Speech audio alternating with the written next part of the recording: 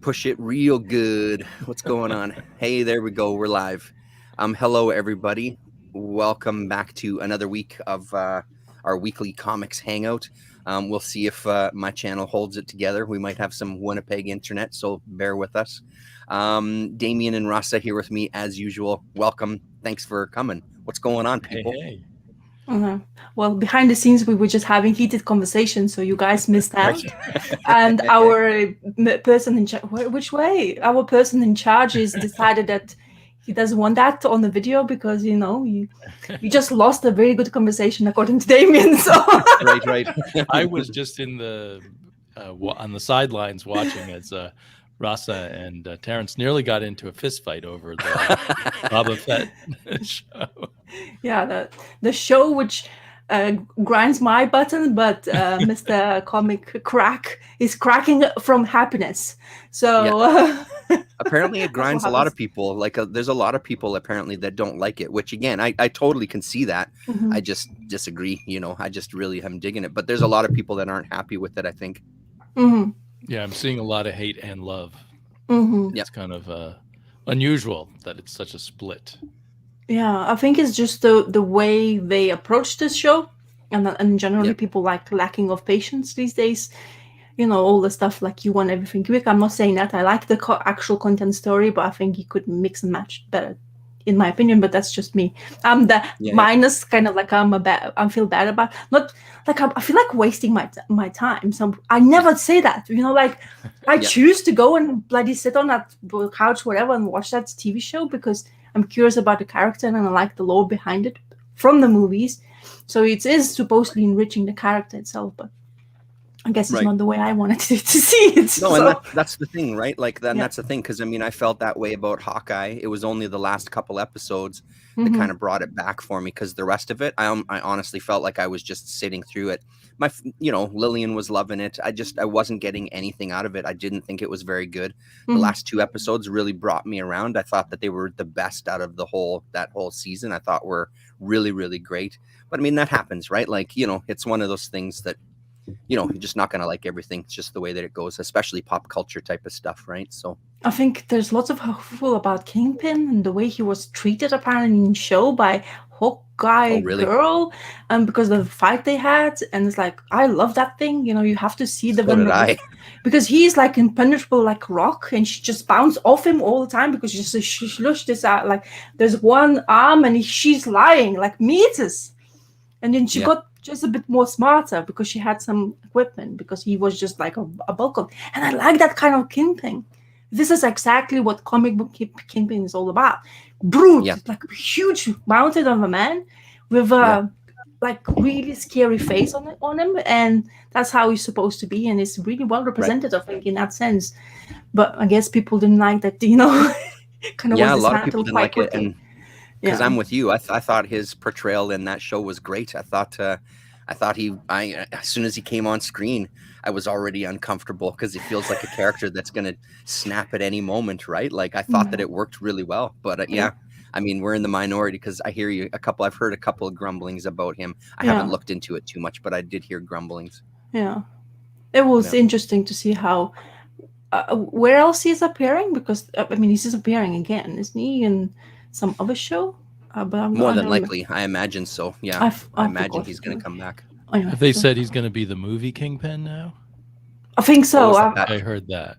I think so. Nice. because of the popularity he gained from Daredevil show, and just by basically a lot of people were saying that he carried the show in generally because of his acting skills, which is as I say, Vincent D'Onofrio, he has, I don't know, this insane and comfortable, like I don't remember the name of the movie, of course, because we're on a live chat now, but remember him acting as that alien took over his body? Oh shoot, what is that movie? Sorry, I don't actually. And the alien, there's bugs coming out, and he was trying to fix, and his face was going really. It's kind of early stages of his acting, and I've completely forgotten the name of the movie, of course, and that freaked me the shell out of me. So when I was starting to watch his further movie, whatever he was doing, I was. Man in Black. Yeah, there you go. Man in Black. So he but like before I was watching his stuff, I just like the character in general. He freaked me out. There's always he likes psychology. I think it seems to be as an actor because he likes to get into the psyche of the character. So thank you, Architectural Film Panels, for that. As always, I blank for no reason. How are you? Yeah. So. And I think he played the creator of Conan in that movie about Robert E. Howard. Oh really? Hey. Wow. That's what jumps into my mind when you say Vincent D'Onofrio. He's been in a lot of movies, right? Of course. Yeah. Yeah. It's been for me. Most I remember him TV shows, of course, because I'm like a detective. Those Law and Order stuff. I think especially Criminal Unit, and I also remember that fold him up portfolio a folio he had always carried with him, and he puts that like when he was interviewing people, it looks like so nice, and people like, oh yeah, I know, and then just bam, and he just gets that psychology on the people, and they freak out. It's like, oh yeah, I'm gonna probably tell you exactly what's happened. So in that sense, I really liked. Anyway, it's just me liking the act. Yeah, some of them pull it off. There's no doubt. Oh yeah.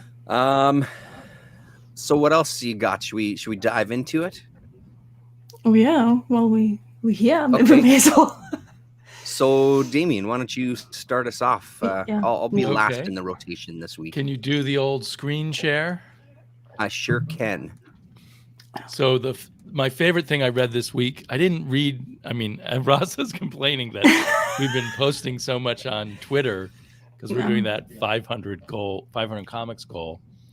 That I've jumped on, that Terrence did last year and is doing again, and I've jumped on it this time. But I actually feel like I haven't read that many comics this week. Okay. Sorry. No, don't apologize. I feel self-conscious. It's like sometimes, like people seeing what people reading is like, Jesus, it's really good things what you guys actually read, but there's so much. I mean, my head would explode. I did a couple of them. So. Well, a lot of what I read so far this week was not that good. Okay. Off my regular new comic stack. Uh-huh. The most disappointing was the one called Monkey Meat. Yeah, I saw you. It was an anthology, and it's like, this just was not good. I don't even know how to explain it. I don't think it was really like a story so much as a little skit, maybe. Mm-hmm. Later, I found out it was by like the only comic book artist from Senegal, so I felt a little bad since he's the only one. Mm-hmm. But I just didn't like it.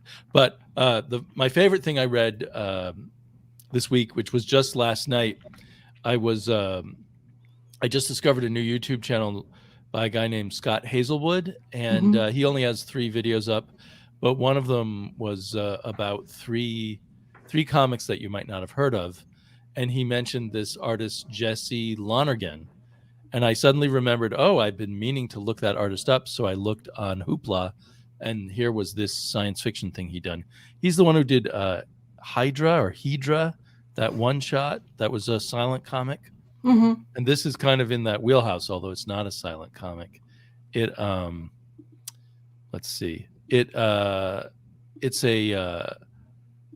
a science fiction comic about a couple who goes on a space trip to a paradise planet, and part of your trip is that they put you to sleep in these little sleeping chambers for the trip.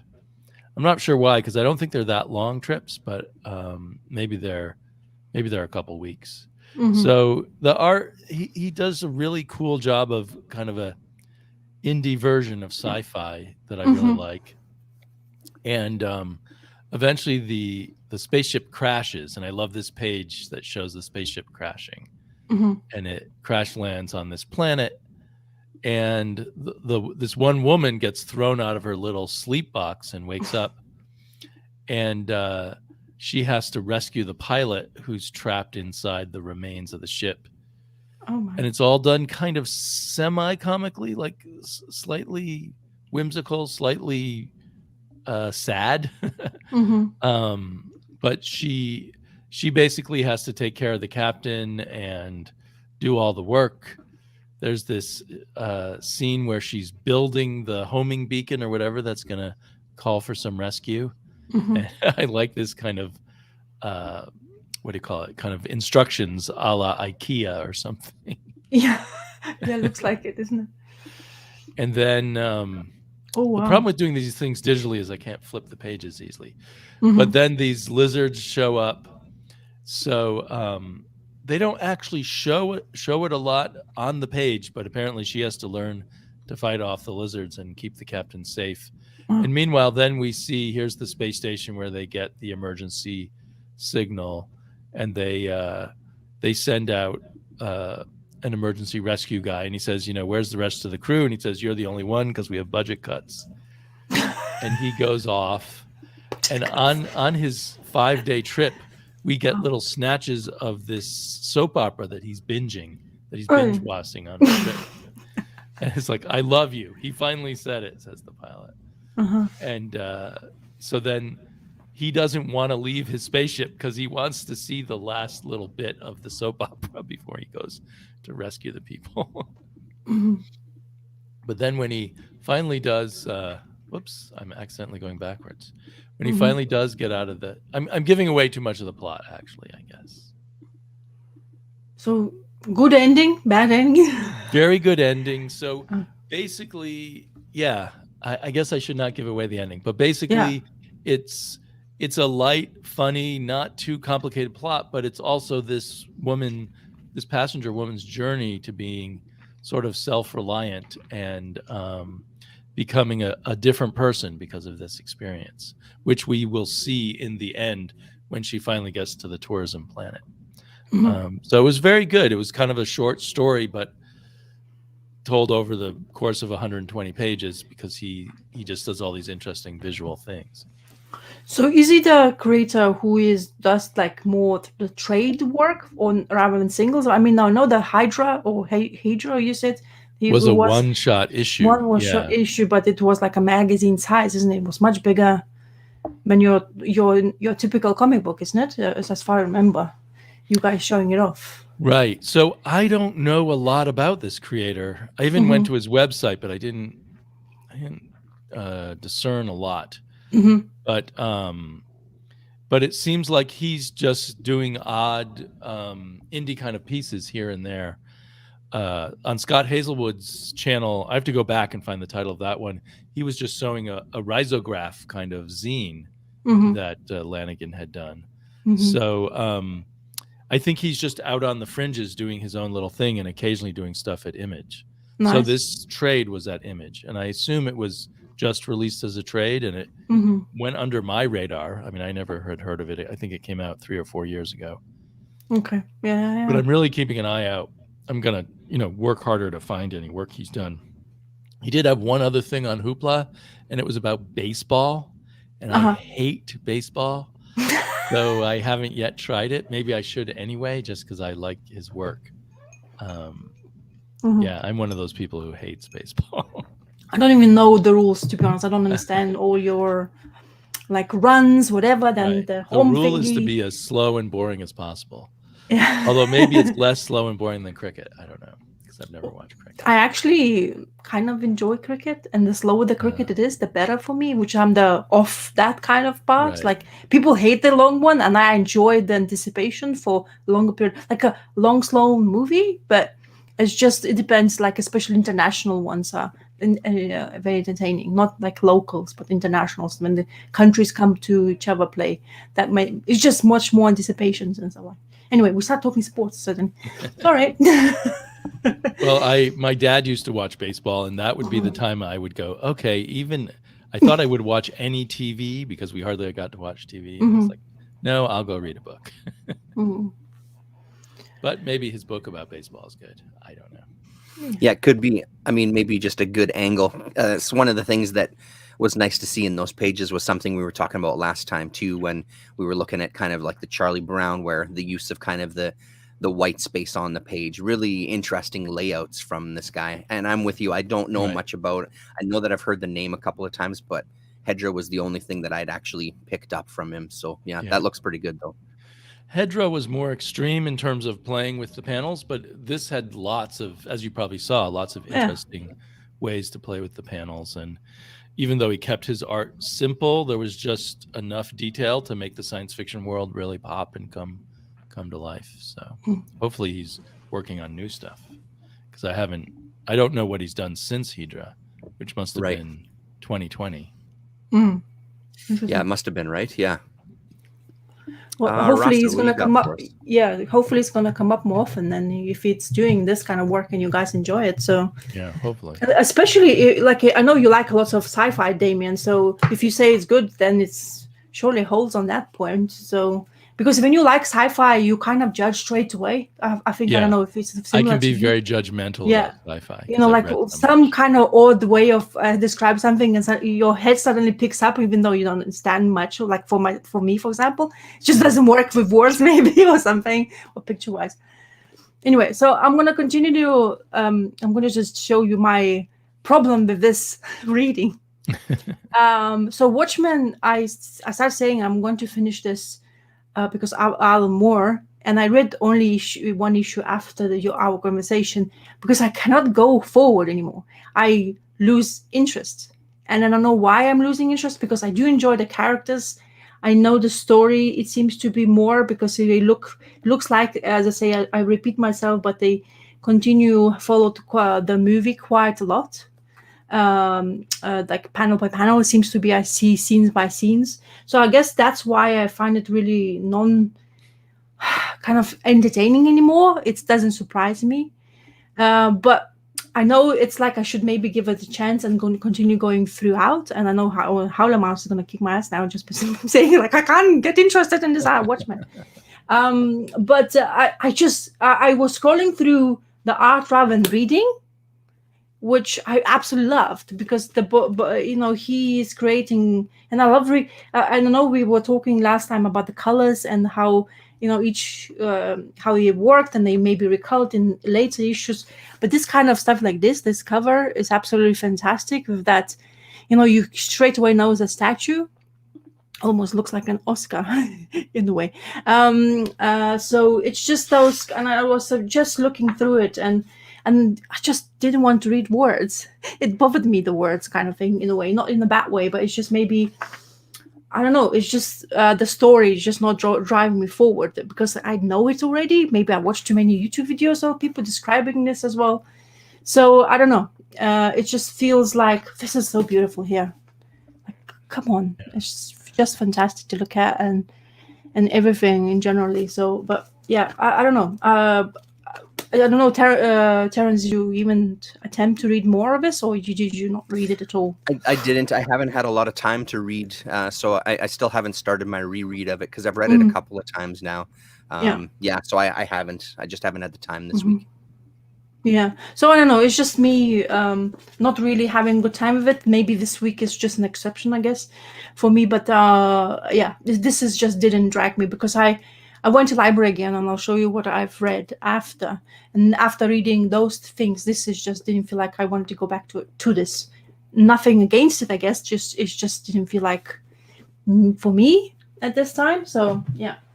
Do you think that it's maybe something to do with what you said, like because it's one of those things that maybe you've heard people talk about so much, and the story maybe backwards and forwards? Do you think that there's that playing for it? I wonder if the movie ruins it, since the movie's so close to it. Yes. It's just when I started reading it, I mean, like I told you, I was scrolling through. I really knew the words. I didn't really need to, because I already kind of know exactly what movie thinks. And I was just glancing through the word. It's almost the same sentence, to be honest. It's like kind of odd experience. And I think that's what sometimes what movies does, or the media, what we do, like if you don't read comic book before you watch the TV show, you enjoy it, the TV show first. But if you read book before and you watch TV show, sometimes it clashes for you. So it happens to me many times when I read comic book before watching something, and I watch the TV show, and I can't take it. And now I watch this movie, and it seems to be the interest in this book itself, like as a work of art is tremendous and always splendid to look at, like go through the pages, but it just doesn't drag me like, oh, I need to know what's happened next, because it's not there anymore. Because you already know. Yeah. So, and also don't forget, there was, I think YouTube people were talking about like special. I think you have like people were talking. I kind of recall people talking more. I think it's always came back more than DC keep on bringing up new Watchmen things, and people are talking about this then. So it's just really, really a lot of it is been done and talked about. Right. And it seems to be me. Like, and did you read some of the before Watchmen? No. No, I did. Actually, I did. I read Silk Spectre because I wanted, because Darwin Cook was doing it in that time. Right. And Darwin Cook did another one about the Minutemen or something. Yeah, he was writing it, both of them. We had different artists, I think. He drew one and wrote two. Oh, yes. Yeah. Something like that. Yeah, something like that. Yeah. So in that sense, I did only that, but I didn't follow through the whole story. So I just picked up the character, which I really like. Silk Spectre, I really liked because of the, his female character, of course, base, and she had some, like things what she had to deal with in that era, which I absolutely loved. So yeah, and it seems to be, as I say, I think I felt the same way as I have done it before. I told you the guys will start reading it, and it seems to be I have the same feeling. The same feeling keep on coming up. So nothing to like. I know it's great as a great work of art, and it's like highly recommended by everybody. And I know I like the story itself because I watched the movie and I absolutely loved it. But as I say, as a comic book now, it seems to be I don't need to do it. Once again, which is kind of weird. I found the movie very hard to watch when I saw it because I knew the comic so well. Yeah. It was like watching the comic as if it had been redrawn by someone else. Because they couldn't capture the look of the art, but they copied so much of the comic in I think one of the Rorschach, in the comic book and the movie felt kind of similar to it. It's like that girl, like maybe actor wasn't, but I mean, I like the actor in generally. The Rorschach, I don't know the name of the guy. I'm sorry for saying that, but he was great, I think, in that sense. But yeah, it's sad. So I mean, I think it kind of touches on what we were talking about last week, where because there's a generation of readers that just don't enjoy it at all, and it feels like a lot of the things that I've heard are basically things that you're saying too. Like, so I think some of these things, it really, the journey, especially with Watchmen, the journey of the story is a big part of the story for sure. Like that mystery is a big part of the story. It's not the main drive of it, but that definitely plays into it. But it's always everything else on top of it. And I think like once it's been explored so many times that it does lose its kind of luster. And again, it's not like it's a book that nobody's ever talking about. You know what I mean? Like, it's not like, oh, I wish somebody would have told me about Watchmen. It's the only goddamn book you hear about most of the time, right? So I think that does play into it. It does make it not difficult, but maybe not as impactful as it would have been that first kind of read through if you just kind of came to it. Yeah. Look, Comix has problems with monkey meat as well, Damien. Zesty Clam is saying it's not about story. It's an intense exploration of storytelling unique to the medium, 100%. And that's a big part of it. Absolutely. You're missing out if you only skim it. And then he has a butt. So maybe he's still. He's going to add to that.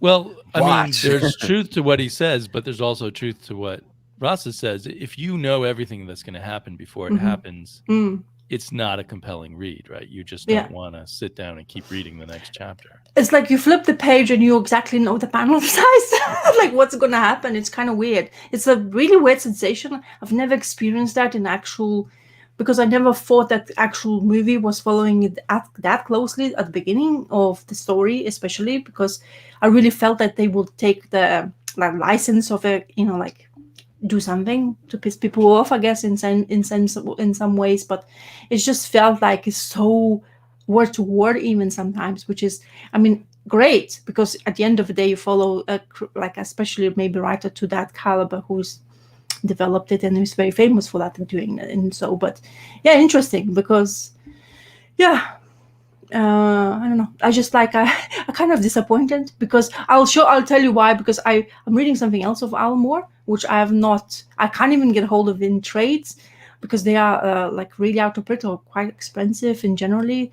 And library, of course, doesn't have it, which is absolutely weird on that sense, but I will come back when my turn comes to it. So, yeah. Well, different readers are different, right? I mean, people are complaining that you should read it anyway. Yeah. I have read it like 5 times, and I think I own about 6 copies in different forms. I have the annotated Watchmen, which was very disappointing.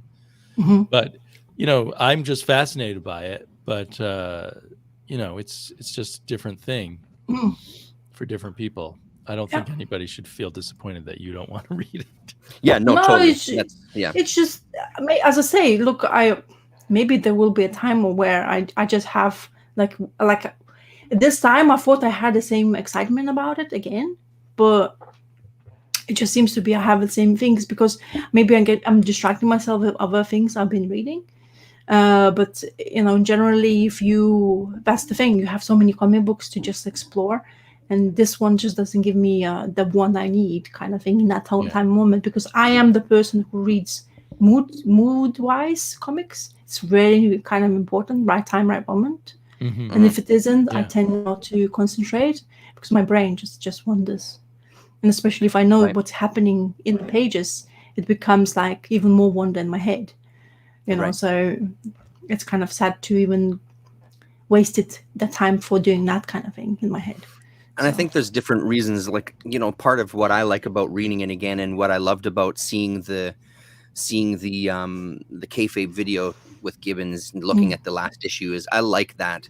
I like reading it and looking at the way that they're deconstructing things, and I like reading it and seeing what they're doing with comics as a medium and that sort of thing, right? Like that's the stuff on rereads for me that I really love. You know, that's what really stands out. Even though I know the story and I know what's going to happen, it's all those extra things once you start getting past that layer that I find fascinating to kind of read for myself. But yeah, I mean, I've always had a problem with like, and I'm not saying I don't do it myself, but I've always had a problem with this exact kind of thing. Like you have to read Watchmen, right? It's one of those things that becomes very daunting, which is it's always this tough balance of like praising books and things where it's just like, praise it too much, but you get excited about it. But yeah.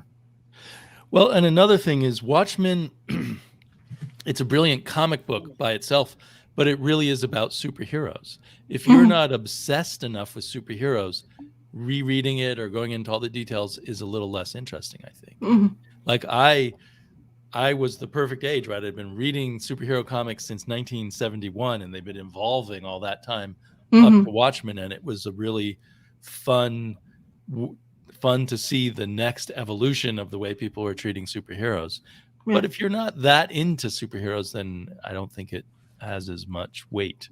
Well, the thing is, even though it's brilliant, you know, technically and stuff.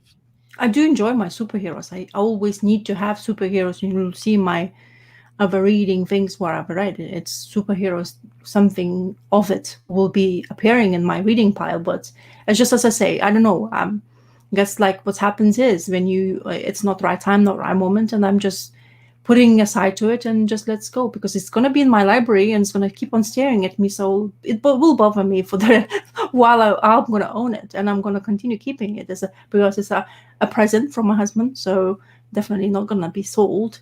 And I know it's Alan Moore work, so it's, as I say, artwork is spectacular, as well as in general work of art, or work of in general as a product. So yeah. My gut makes me think you would like Alan Moore's Swamp Thing better. Oh yeah. I start reading some of it. Unfortunately, I start reading, never finished because of there's other things I wanted to explore in that time. Right. Because I started reading it when I read first. How many volumes there is in hardcover? I don't remember this one. Sure. Like library. Pretty long run, but yeah, I think I read like a couple of volumes, and I absolutely loved them. Because it's just worked really well, and I really liked the way Swamp Thing was dissected in a way and put back together by Alan Moore, because I do enjoy Swamp Thing in generally because of the Bernie Wrightson Swamp Thing, because I have the whole run of that. Right. So I completely wanted to have that. So character in generally I'm fascinated by, and I know Alan Moore in generally as his writing is compelling when you don't know what's going to happen in front of it after one page. So yeah.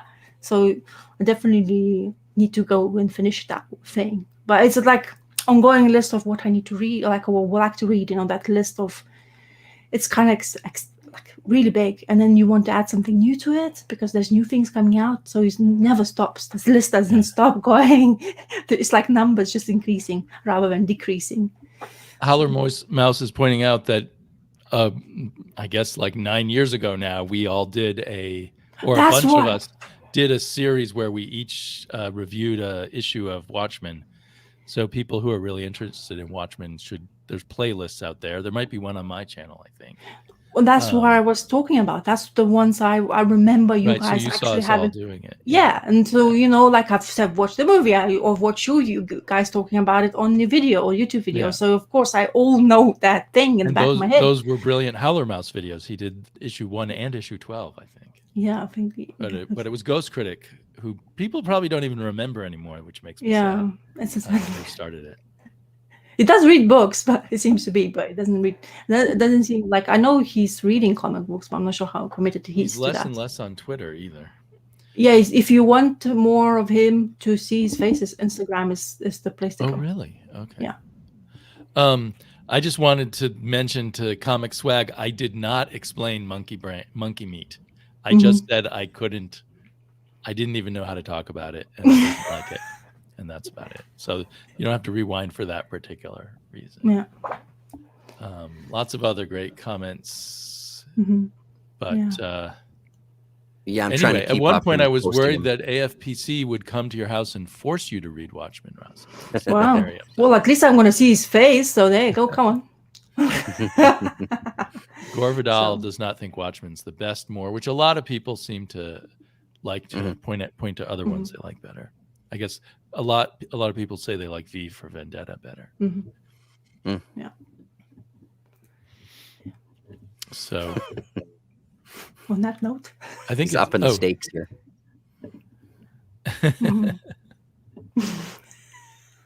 Since the invention of the printing press, at least, I would think. Yeah. Wow. Well, that's a big stake already. Okay, Mr. Crack. Cool. Crack a deck. So I didn't read very much. I read like 2 graphic novels. But goddamn good ones. So this first one is thanks to Earl Grey. It's The Old Geezers, Volume 1. So Ablaze, I think, Ablaze. Yeah, so Ablaze is putting out, is doing a lot of like reprinting some European stuff in English. And this was a hilarious read. It got me kind of right from page 2 and 3. So we have these kind of, I believe they're in their 70s, these 3 old guys who've been friends since they were kids.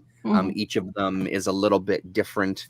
One of them is a big, this guy here, I'll show you pictures inside, but he was a big union activist. This guy was basically like an anarchist. And then this guy kind of went the route of sort of, being like a corporate kind of wanker, I guess. But they're all really close friends, and it's just them in their 70s getting together over the death of the union activist's wife. So and that kind of rekindles their kind of friendship, and it does a little bit of traveling back in time to where they came from and talking about their stories now. And it's the stuff where they're talking about their stories now, especially for this guy who's like this anarchist, like rebellious, he wants to still kind of affect the system. So he's part of this group of old people who do these direct actions. One of them being there's a bar in the neighborhood of somebody, and they're really disruptive. So them and their friends, they all just kind of hang out in the bar to drive away any business from like the younger people that want to come there. And they have one of the guys who's in a wheelchair, who's he's the bomb of the group because he can shit his pants at will. So they use him, they put him in place for their bigger kind of events where there's like a conservative leader talking. They'll sit him in the front row so then he can shit his pants and drive everybody out of the room and stuff. But so on page 2, he's getting ready to go and to this funeral to pick up his friend and go to the funeral. And he gets in his car that's covered with bird shit, which really got me. And then when he gets to the old folks home where his friend is, there's these 4 panels here of his friend trying to just get out of his chair. And the animation and the facial features and the body language that's on display with this comic is just absolutely hysterical. There's such a animated quality to all of their body postures, their facial expressions, especially like stuff like this where they're sitting and laughing, like the characters kind of jump off the page at you, like you really feel like these are real people that you're watching, you know. And this is still like, this is page, you know, not even page 20 yet of the book, and you're really getting this insight into these characters. And there's just so many goddamn funny moments in this. It was one of probably the most enjoyable reads I've ever had in a long time. As much as I've loved everything that I've read, it really just does a good job of talking about these old timers and kind of where they've come from and what that means when you're now in your 70s, and what your life has kind of what your life has shown you, and kind of your ideals and things. And I don't want to get into too many spoilers, but this first book is books 1 and 2. I think there's 2 stories in it. And I think there's another volume in English. As soon as I finished it, I put it down and I texted my comic guy and said, hey, can you order the second volume? Is it in the correct European size, or is it shrunk down? Shrunk down. No, it's shrunk. It's well, let's put it this way, it's probably easier. It's about the same size as well, actually, look at that. It's the same size as a regular comic book, which again is always the disappointing thing. But honestly, it was still really enjoyable. And at the back you get in, even just any page that I open up to and remembering the stories, in the back you get some of the sketches, some of the character design.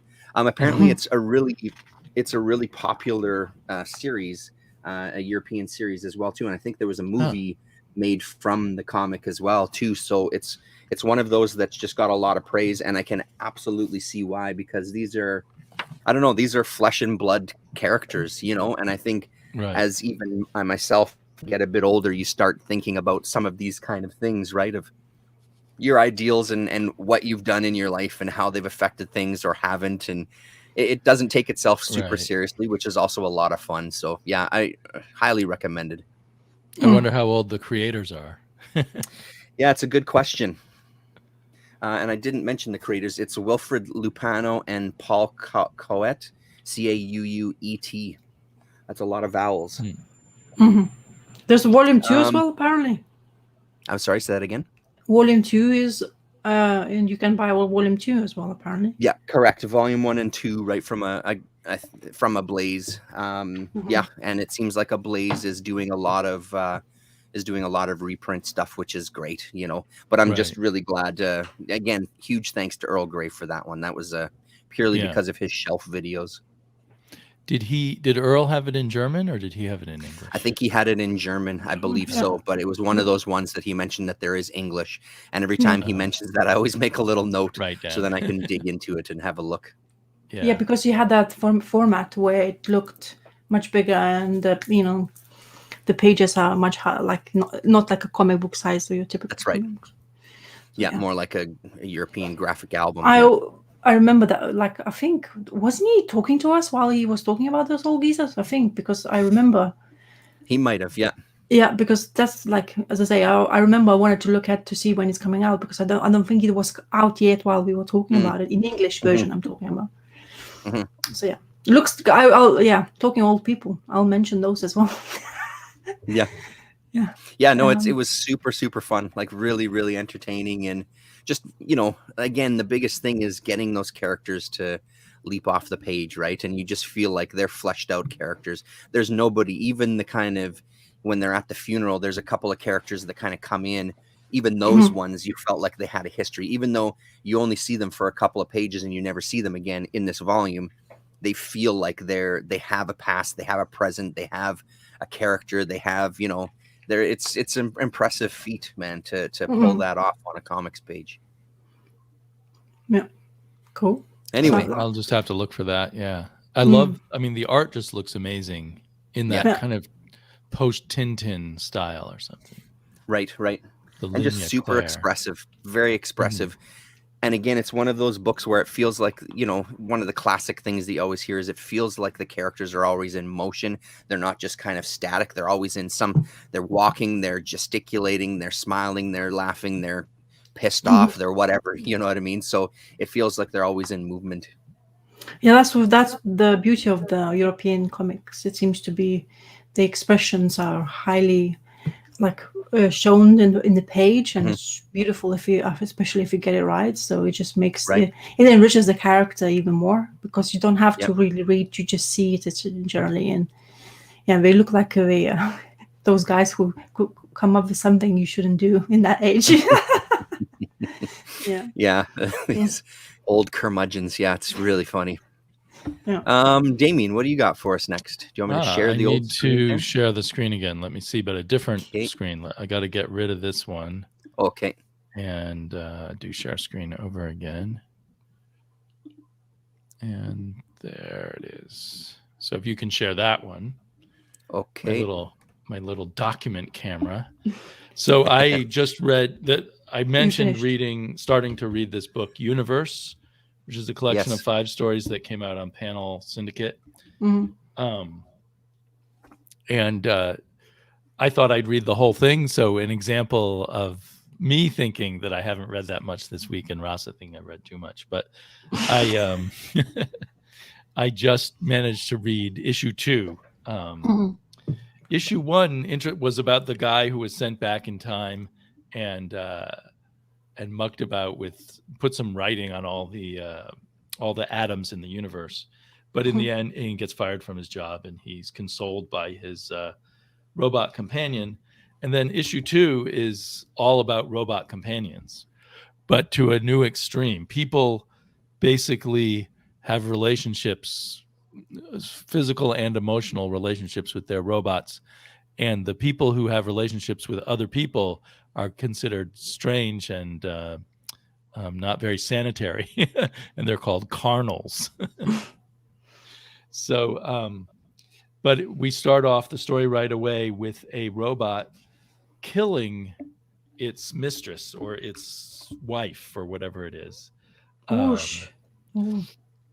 And the rest of the story, most of the rest of the story is told from the point of view of the main programmer from the company that puts out a lot of these robots, trying to figure out what's going wrong and saying nothing could go wrong. Our robots are perfect. Yeah. And I love, like, he gives us the corporate manuals that you get when you get your robot, and explains all the settings, mode, sex toy, intellectual, joker, athlete, name, passion, empathy, and then shows this technique where you have to get a little drop of your blood, put it in this capsule, put it in the back of your robot's head, and then your robot will be bonded to you forever. And I love this scene where here's a woman and her robot lover or husband, and they're with the first couple who are carnals that they ever met. And the robot asks, "You don't mind being called carnals, do you?" But then anyway, the robot starts getting upset about let's see, can I find it? So the robot gets upset over arguments of free will. She says, "Sex is not the reason for our choice. You were created to love, and you have no option but to be with Kara. Oh, so being able to change my mind and leave my dear Kara would be something good, huh? I'm just a little bit tired of that easy free will argument." There's always those robots. These robots are very passionate, but that well, maybe I shouldn't give away what it turns out to be the problem, but basically it has a satisfying conclusion and stuff, and funny. It reminds me of Mark Russell comics. This kind of gentle satire on things, and everything's a little bit goofy, but it also kind of touches a few interesting questions about life. But I love the art style and the color, and I think it's a one-man show. He does everything. And reading in the back, it turns out he spent 18 years as a staff artist for a Spanish magazine that was roughly equivalent to Mad magazine. So he only in recent years has started doing other things. So this is his first science fiction, which he's doing a really good job on so far. So I'm really excited to read more. And I personally, I mean, people sometimes don't like unusual size books, but I love the size of this book. You know, I guess it was originally made for an iPad shape or something, but I love that, and I'm really enjoying it. You can get rid of my screen share. It's almost like a peanut size. The yeah, cover. It is. It's like the Peanuts. Yeah, and everything in it is laid out to go perfectly with that size page. So he makes perfect use of it, and I really wouldn't mind more comics in this shape, actually. But I don't want to read it digitally. I do much prefer it physically. Yeah, it looks very nice printing as well. It looks nice too. When you see good quality, you see good quality, I guess. Yeah, it is good quality. It's from Image, but I suppose every Image, the decisions are made by the creators on what quality to do. Yeah, has good binding and everything lays flat. Yeah, that's nice. What was I going to say? I was going to say one more thing. Oh, so maybe it's not a bad model to do something like Panel Syndicate if everything comes out in hardback afterwards for those who want it that way. Yeah, it would be nice if that would be the case. Yeah. Every Panel Syndicate book that has come out in print comes out in a different shape and format, like that. What was it called? The one by Brubaker that just came out. The Friday, a very different shape and format. Yeah, because they're coming out like in singles, then like trade and in singles is kind of like a digital and the first. Trade was like a shrunken down single. Yeah, I don't know. Maybe we just wanted to take I don't know. It's just like such a disservice to artists because like it looks like to shrink their work. Yeah, it's difficult to look at and stuff like that. So talking about old people, and lots of people are talking about this creator, I guess. So The Wrinkles by Paco Roca. So and this is like a publishing house which apparently is called Knockabout. And I went to the website, and the only thing I found is like more. They carry a lot of Alan Moore work, which I was surprised by. Or From Hell is from Knockabout. I don't remember other things, and there are lots of like the obscure type of comic books, like comic rack style. who you liked more, but anyway, just so Wrinkles. Not sure. Very good. This has made me sad. This has really made me sad. I don't want to get old because it just felt so well told. That's the problem, I guess. And it's just ending to the point where like, oh my God, no. And I only, while I was reading this, I just imagined my mom's and myself conversation. And my mom's fear is to get something like be to the point where she can't take care of herself, and especially lose a memory, which is what we have in here. Well, by basically main character. So the way the book starts is this is her conversation. It seems to be a banker talking to customers who are going to take mortgage. When you flip the page, it's actually our main character who is talking to his son. And he is basically because they need to take care of him because he's having like early Alzheimer's, and he has to be taken care of into a old age home, and that's just the story where it starts. And also, it's just it's really enriched all the characters in here. And really well, as I say, really well told, because you have this guy who is, of course, having Alzheimer's, but he doesn't really want to realize that he does, or he doesn't even remember that he actually have. So he's basically all the time wakes up most of the time, and he's just like, I want to go to work. I'm late to work, and he's going to the bank to work. And what Alzheimer's does is your earlier memories are still there, but your memories which you just had like a day before, you want to remember them. So he gets into this new home. He gets introduced to this neighbor of like a roommate. And this roommate is basically a guy who is trying to get busy. He's one of the happy characters in here, but he's very cunning, and he's using all ways possible to make his life better where he's at. He's the only one happy because he doesn't have family members who comes in to remind them that they are forgotten by the family members, which is kind of crazy as well. And that all of them feel like burden, and then how they express like which rooms they have. They show that there's like TV room with one television and only one program usually because nobody can change the channel. It's just that was kind of like, you know, all the introduction to the characters, and there's this mysterious room above, and then this roommate of his tries to explain to him what this room is, that you really don't want to end up in there. And usually the people who ends up in that floor is the people who can't take care of themselves anymore, nor they remember anything, to be honest. Like, so a shell of the person. So it's really not easy. Yeah. We have really good elements of like some kind of like this lady who thinks she's being hunted by aliens, and they're waiting for her the time when she's going to be alone, so she never leaves anybody behind. Like, she wants to be with somebody because otherwise aliens will abduct her. And you have those panel moments where he's like shaving and you looks young, and he turns around and he's like, I'm going to work again. And he's just his roommate, he's keep on telling him like, no, you're not going anywhere, you know.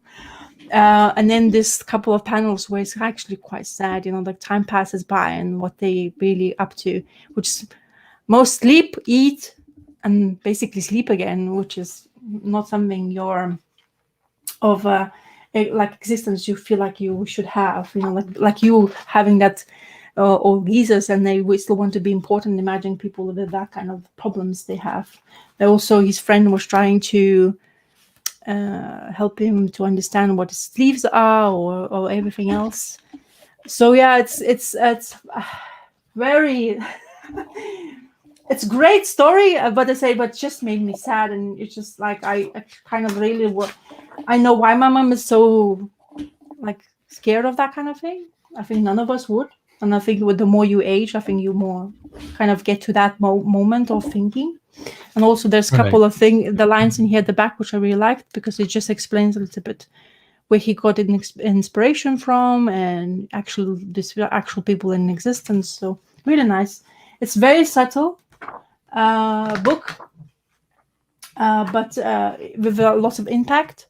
The art really helps this story to be like, it makes you want to feel good, but it doesn't really, because she's just it's an old age home. It doesn't usually end up in a fairy tale story where they're going to be swept away and, you know, everything will be all right. So this is, as I say, I think, I don't know, For Love of Comics was talking about Paco Roca a lot, and I once again I go to library, and library had so many things to choose. Like one of those days, I guess everybody was bringing them back after the holiday passed, and I was like, oh, I can't take that many because there's a certain amount of books you can take. I was like, oh shit, I only can take a couple, so I picked up, and then there's another one. But I really liked the work what this person has done. But yeah, it's like great to find out about the creator and of as well. Like, yeah, because there you go. So there's lots of you guys talking about. This is the only one that I have, and this was thanks to Chris Chaos and Comics. I picked this up because he had read it and kind of recommended it. It's the only one of his that I've read, though. I haven't read anything else. Yeah. So there's quite a few of them. I'm gonna try to see if my library would have more, because if it does, then I definitely want to explore. There's Lighthouse. Apparently, it's a good storyline. Well, I don't know much, as I say. I mean, I've just checked this library, and there's quite a few. Like, apparently, I think For Love of Comics was doing that live chat, the last video he was doing, and he was talking of quite a few books of Paco Roca.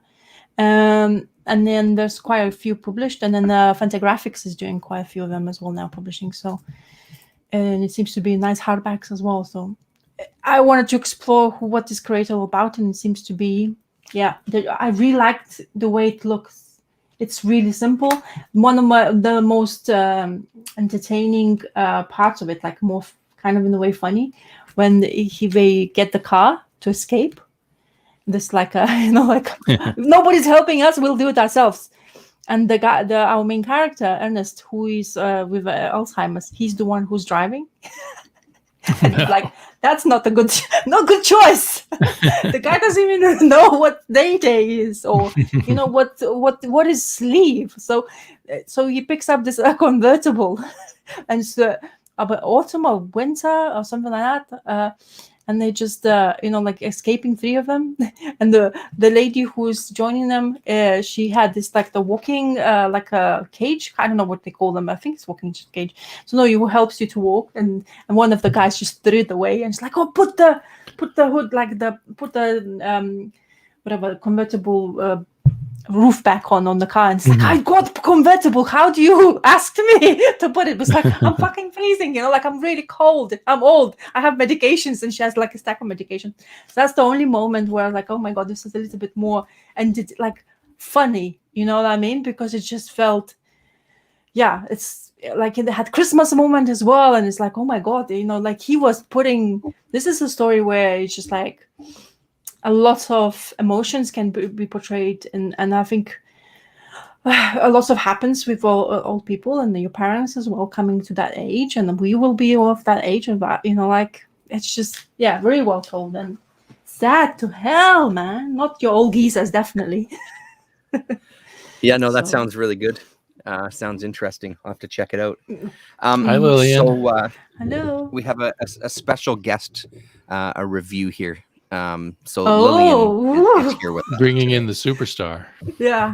Bringing in everybody's the person that brings the views. Here we go. Let me just get this ready here. Okay, there you go. Come and have a seat. Welcome, Lillian. What do you got for us today? What are you going to talk about? Princess of the Amazons. Okay, do you want to show the cover there? It came out of our solo layout there.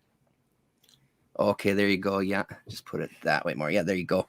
Cool. So I'll just kind of tell you we picked up this. They had some free comic book day stuff, and there was a few Wonder Woman titles, I think, right? And we only picked up this one. So sorry, carry on there. So what did you do? You loved it so much that you went out and grabbed the book, hey? Yeah. Okay. I mostly liked because there was sort of like a twist, because she made the Sam girl because she was lonely. So Diana was lonely, so she made a girl out of sand to be her best friend, yeah? Okay. And do you want to show some of the pictures? Yeah. So this is one of them. There you go. Yeah, go a little closer. There you go. Yeah. And she soon found out that, we'll show you. She made her. So she made this girl out of sand. She wasn't supposed to, but she was pretty lonely. She asked if she could keep like the clay someone made that looks like a baby. Next thing you know, she mixed wet sand with that. Makes this. Yeah, there you go. Yeah. Girl. Wow. Cool. Then the next thing you know, she, the sand girl was chasing her and then running away from her. Right. Then, they started talking, but the sand girl got like meaner and badder as they were friends more. So you start getting the idea that the sand girl maybe isn't a good girl. She's kind of up to no good, right? And then we find out that so they had this like dungeon for all the monsters that city, or like Themyscira, yeah. They destroyed these monsters and kept them in like this big jail. Okay. And only Amazons could open it, and Diana didn't know if she was a real Amazon, so she just opened it and screwed it just a little bit, and then the sand girl opened it all the way, unlocked the straps, and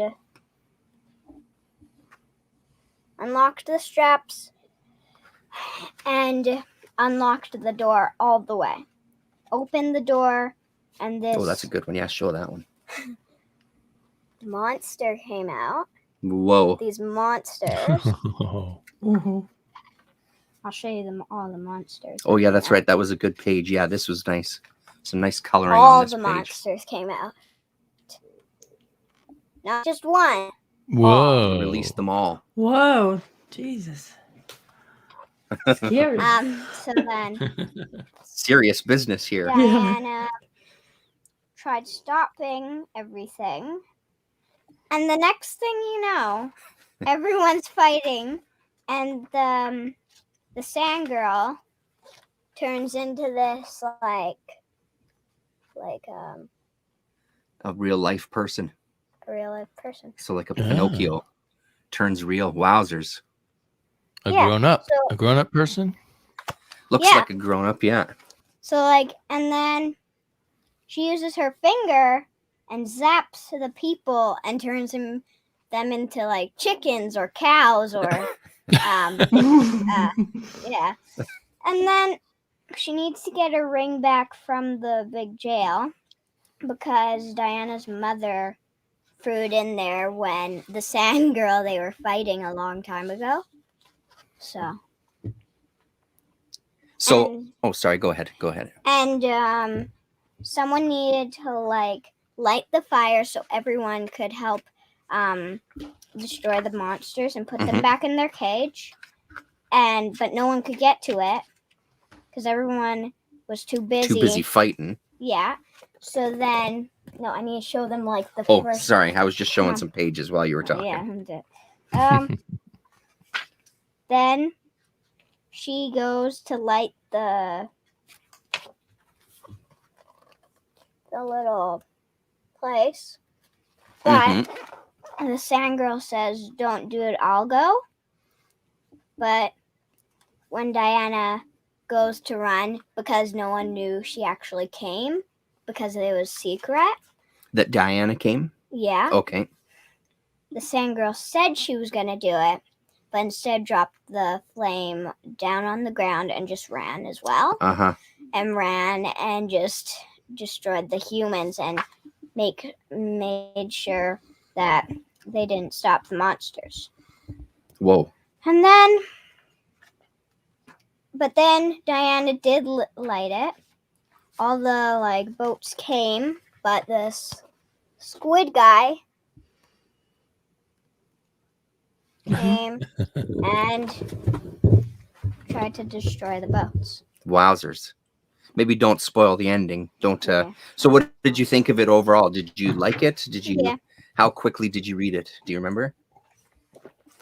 So Mom bought it, and the next thing we got into the car, we start driving. We went to Starbucks, and I read it. And when we got home, I sit on the couch for 3 minutes, and I was finished it. Wow. So as soon as you got it, you started reading it in the back seat and you were ready to go. Here, I'll hold this bookmark for you. And then what's right at the back? There's a little backup story, yeah? Yeah. Zatanna and the House of Secrets, a graphic novel. So, yeah, and I really I read this little... It's just it looks like it's one chapter, I guess, hey? Yeah, one chapter. It's a pretty nice teaser to get you to buy the next one, huh? Yeah, exactly, yeah. And then I'm going to buy... Which is work. Yeah, because she's going to buy the next one, so yeah. Here, you want to show them some of the art? Just show them that page, doesn't, yeah. It looks pretty good, actually, the art in that one. Oh, yeah, nice. Cool, right on. Thanks, Lily. So let's make sure that we do this too, though. I just read one of those about amethyst that Lillian might also like. Oh, okay. We'll have to check it out. So Shannon Hale and Dean Hale are the creators on this one, and illustrated by Victoria Ying. So they're a good little size, these graphic novels for kids. The DC the stuff. same writers did the Amethyst one, a different artist. Oh, did they really? Oh, okay. Yeah. Well, we'll have to check that out then. I'm gonna bookmark Zatanna. You're gonna bookmark Zatanna. Okay. I need to remember. Yeah, because I want to buy that. Right on. Thanks very much, Lillian, for being our guest this week. No, thank you. Have a good afternoon. We're really glad you're reading comics. Yeah. Yeah, really. we sure are. Celebrating. Yeah. Yeah, that's right. Exactly. That was Okay. very cool. Thanks, babe. Ooh, so me and Mom. So we finished. Hold on. I'm gonna let them carry on. Damien, you carry on, and she can tell me about her and Mom. Okay. Let's go back to my overhead camera then. There you go. So I've been rereading My Bad, Mm-hmm. and every time I read it, it's funnier. Well, I shouldn't say every time. I've read it 2.5 times, I guess now. But they're on issue 3, and at first I was like, "This isn't that funny," but as you, so it may be a much better trade read, because it's split up into all these short chapters that interleave amongst different joke superheroes. This guy is like Bruce Wayne, but he's the heir of a lamp fortune, and his name is the Chandelier. There he is. Oh, but as you read, you realize he doesn't really do anything except kind of exercise his own ego. So Mark Russell, yes, for sure. This is Mark Russell. Oh, yeah. This is a Mark Russell book. Yeah. The best I can compare it to is like not Brand Eck or those old 60s spoofs on superheroes. The what were they called? Now I can't remember their name. The Stupid Five or something. The Irredeemable Five. I forget. But anyway, so like he gets a package from the villain who's named King Emperor, and he doesn't want to open it. He's afraid to open it. So he invites over. This is just for example of how funny it is, and then it gets funnier as you sort of absorb what's going on. He invites over this little guy who is called Man-Child, and says, "Hey, our friendship broke up, but I'd like to make it up to you and have you come over." And the reason their friendship broke up was, let's see, it was funny. Oh, because they disagreed over the definition of an album. So the Bruce Wayne character said he owned every album of UFO's albums, but he pointed out he didn't own the live albums. And Bruce Wayne's not his name, but the Bruce Wayne character said the live albums don't count, and that ended their friendship. But so he's invited him back over because he's basically the Hulk, so he can open this present in case it's dangerous. And then he realizes that he was just being used. And then he says, trust is a plate. Once you break it, you can't put it back together. And he storms out, trust is a plate. So all of it's kind of this low-key humor, and it just kind of, once you've read, that's why I enjoyed rereading it. Once you've read a lot, you sort of get into the groove of the low-key humor in this book. There were all these joke ads. With the final ad on the joke ad is exploit comic book readers for profit. Learn how. Send for our proven money-making methods. But they've got the joke Bible, the Orange Brotherhood, turtlenecks, learn karate. Anyway, very funny stuff. There's this other hero who's like a cross between the Flash and Superman, and probably Sinestro or something. But he does have he has incredible superpowers, but he spends most of his time running his fried chicken franchise. He's from the planet Drixon, so it's called Drixon Fried Chicken. And he likes living on Earth because it's capitalist, and his planet is too communal and non-capitalist. And I think maybe vegan also. So, and then we get stories about, so every issue flashes between these different characters. We get stories from the point of view of King Emperor, who's just like, I don't know, a cross between Richie Rich and Lex Luthor or something. But he's very hapless and just wants people to think he's cool, but it never works out for him.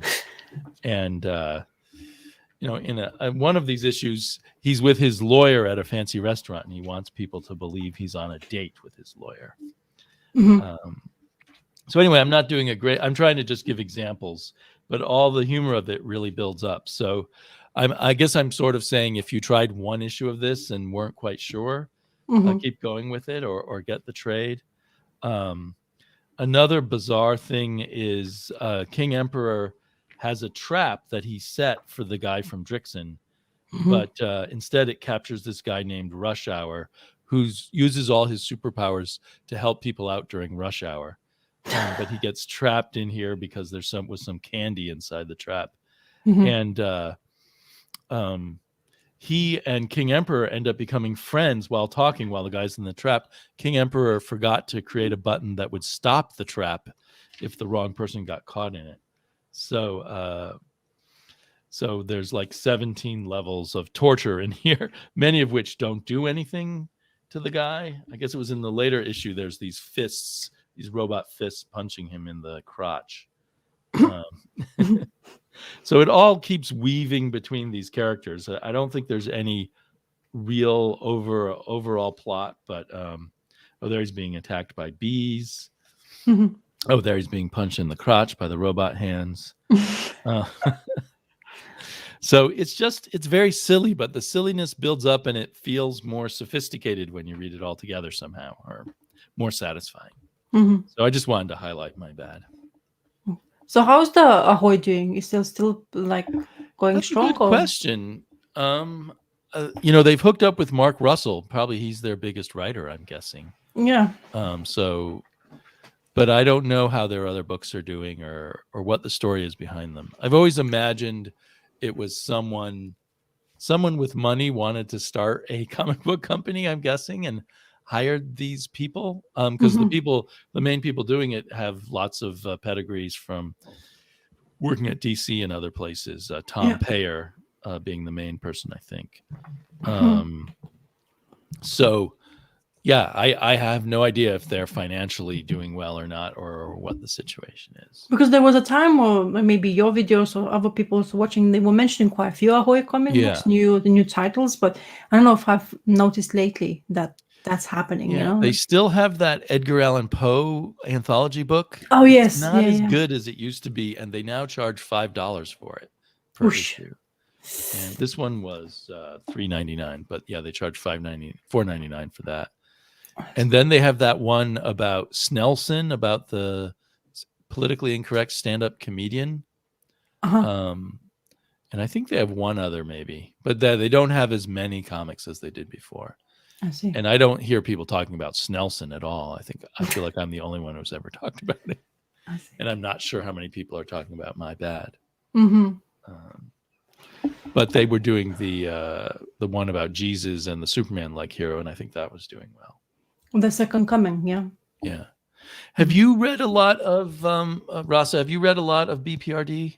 I feel like you have. Yeah. Do you remember this character with a magic sword?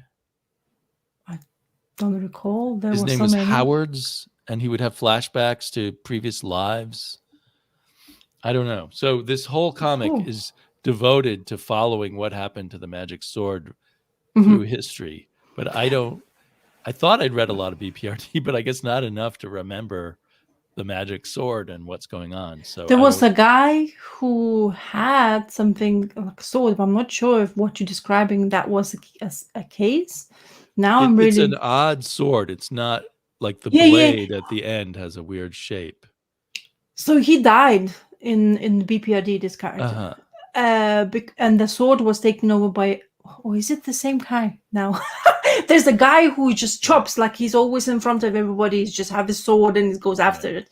I'm not sure if I am connecting the same character what you're describing in this one. So, but the sword does look like that one, I remember. And sorry that I'm doing another comic. I don't know what to say about this comic, but I just thought you might understand it more. It starts off with in the present day with is this the woman with the weather power, the electrical power? I'm not sure. And she's making out with him.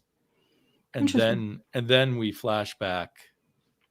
So I just couldn't make any of the connections. But it's an interesting idea following this sword through time, this magic sword through time.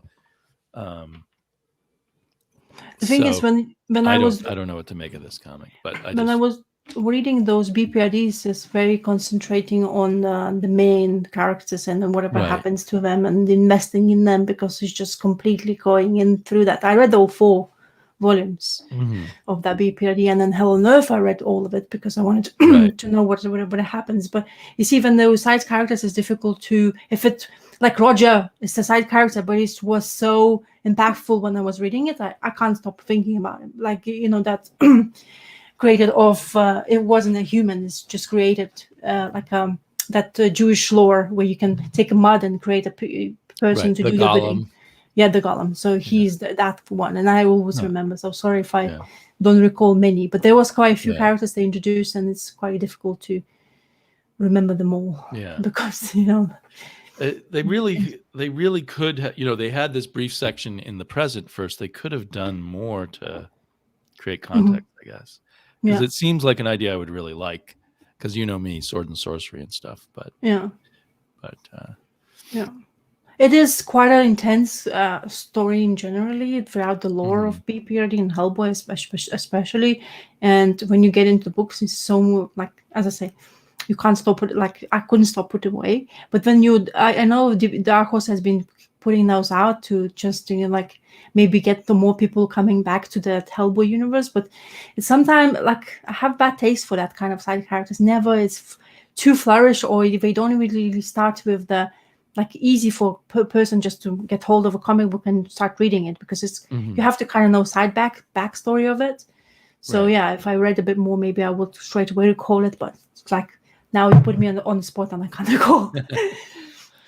Well, sorry to put you on the spot. No, it's fine. Architectural Foam Panels asked if I was reading Mark Russell's One Star Squadron, which is kind of similar. One Star Squad. I am reading it, and it's more sad. It's about superheroes working for a superhero temp agency, and it leans in on the sad pitifulness of it more. Whereas My Bad is more silly. That's why it reminds me more of a 60s satire on superheroes or something. So that's kind of, he's doing 2 very similar books. That's kind of the difference between them, in my view. Yeah. Have you finished the whole BPRD run, or in the whole? No. Back in the day when Travis was talking about it a lot, I kind of jumped in the middle of Hell on Earth. And I enjoyed it, but I was always waiting to try to thinking eventually I'll understand who all these people are. Yeah. And I understood who some of them were over time, but not all of them. And but I do remember reading about a character who had flashback, who I think had a magic sword and had flashbacks to his previous lives. I see. But I didn't get all of it, and I never got a total bead on the character. And I thought maybe this would help me, but it made things worse. I'm intrigued and angry at the Mignola-verse way of doing things, I guess. Yeah. Without explaining things. I highly recommend for people going like hardcover straights if you can. Yeah. It's so much easier to just immerse yourself in that world.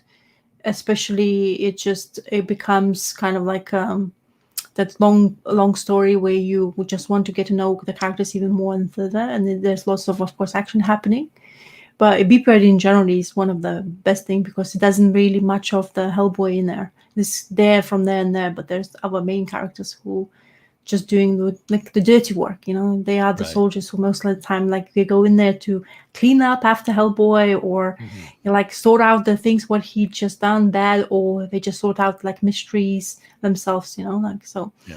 But that whole thing, the saga of those 4 original hardcovers, I say I'm talking about quite a lot of issues, and then they continued with the Hell on Earth. It's around 157 issues, which is a lot that's a lot of things to go into. So yeah, if you want to immerse yourself, go completely Hellboy, BPRD is highly recommended first. I even think it's even better because then Hellboy becomes even more impactful for you because you know background of the actual what they do, how they deal with situations and stuff like that. Do you think you can read BPRD without reading any Hellboy, or do you need to I think so, you can. I mean, Hellboy will be there anyway. If you have any clue about Hellboy, it will help you, but then you'll find out whatever happens to other characters, like Ape Sapien and like the people in charge also are part of Hellboy, and then it's intense. And there you have the scientist who doesn't have it's like a soul, and he has this suit, and of course I love that guy. What was his name? Yeah, he was one of my favorite characters in Honor. German name as well. Yeah, so, yeah. So he is hilarious and has really dark background story. Like Roger the Golem is fantastically told, and what he does for the whole lore of that is really fantastic. And everybody's like, "Oh, he has to come back," but he never did. Then, of course, also you have Ape Sapien. Don't forget. Another four trades or books. I've never touched an Ape Sapien. Two of them. And those are fantastic. And all the War and Frogs that Harlan was mentioning, they get impactful in Ape Sapien run. So if you have read War and Frogs and you know why they came from, then you start Ape Sapien goes into that more deeply, and it just goes from there and there. So. Somewhere in the small print here should be a list of all the comics that connect to this comic. I bet it is. I think it should be front page there. They used to put what number it was in the whole saga, but it doesn't. Say volume you have to go into. It's just called Sword of Hyperborea number 1, and that's. It says #BPRD. Join the conversation on Twitter. But that's it. There's got to be some sort of flow chart out there on a website, I bet. Right. All sorts of graphs and charts and arrows and. Because there's probably a bunch of specific issues that tie into what's going on in this. Yeah. The BPRD archetypal phone panels, if you haven't read it, I mean, I've absolutely loved it. I actually, if you do enjoy your Magnolia art, of course, Magnolia won't be in there most of the time because there will be other creators, but those creators who he's bringing in has the same vibe to it. It doesn't strike you like sometimes Marvel does with the different creators. You have to get used to a different way of looking at characters. With him, he's kind of like, it's Magnoliaverse. So everybody is there to basically do kind of similar job what Magnolia can do. So it's really good, and you discover some different artists which does bang up job. It's just, and then Ape Sapien, those Hirokawa, I don't remember his Japanese surname, 2 brothers. So they both I recall Fumara or something like that. Something like sorry. Fumara. So they are both those brothers are doing such a beautiful work in Ape Sapien, and then the story wasn't as fulfilling as I was hoping, because Ape Sapien is one of my favorite characters, and then having to read that background, what he had to go through, and his insecurities most of the time, because Hellboy always took the limelight.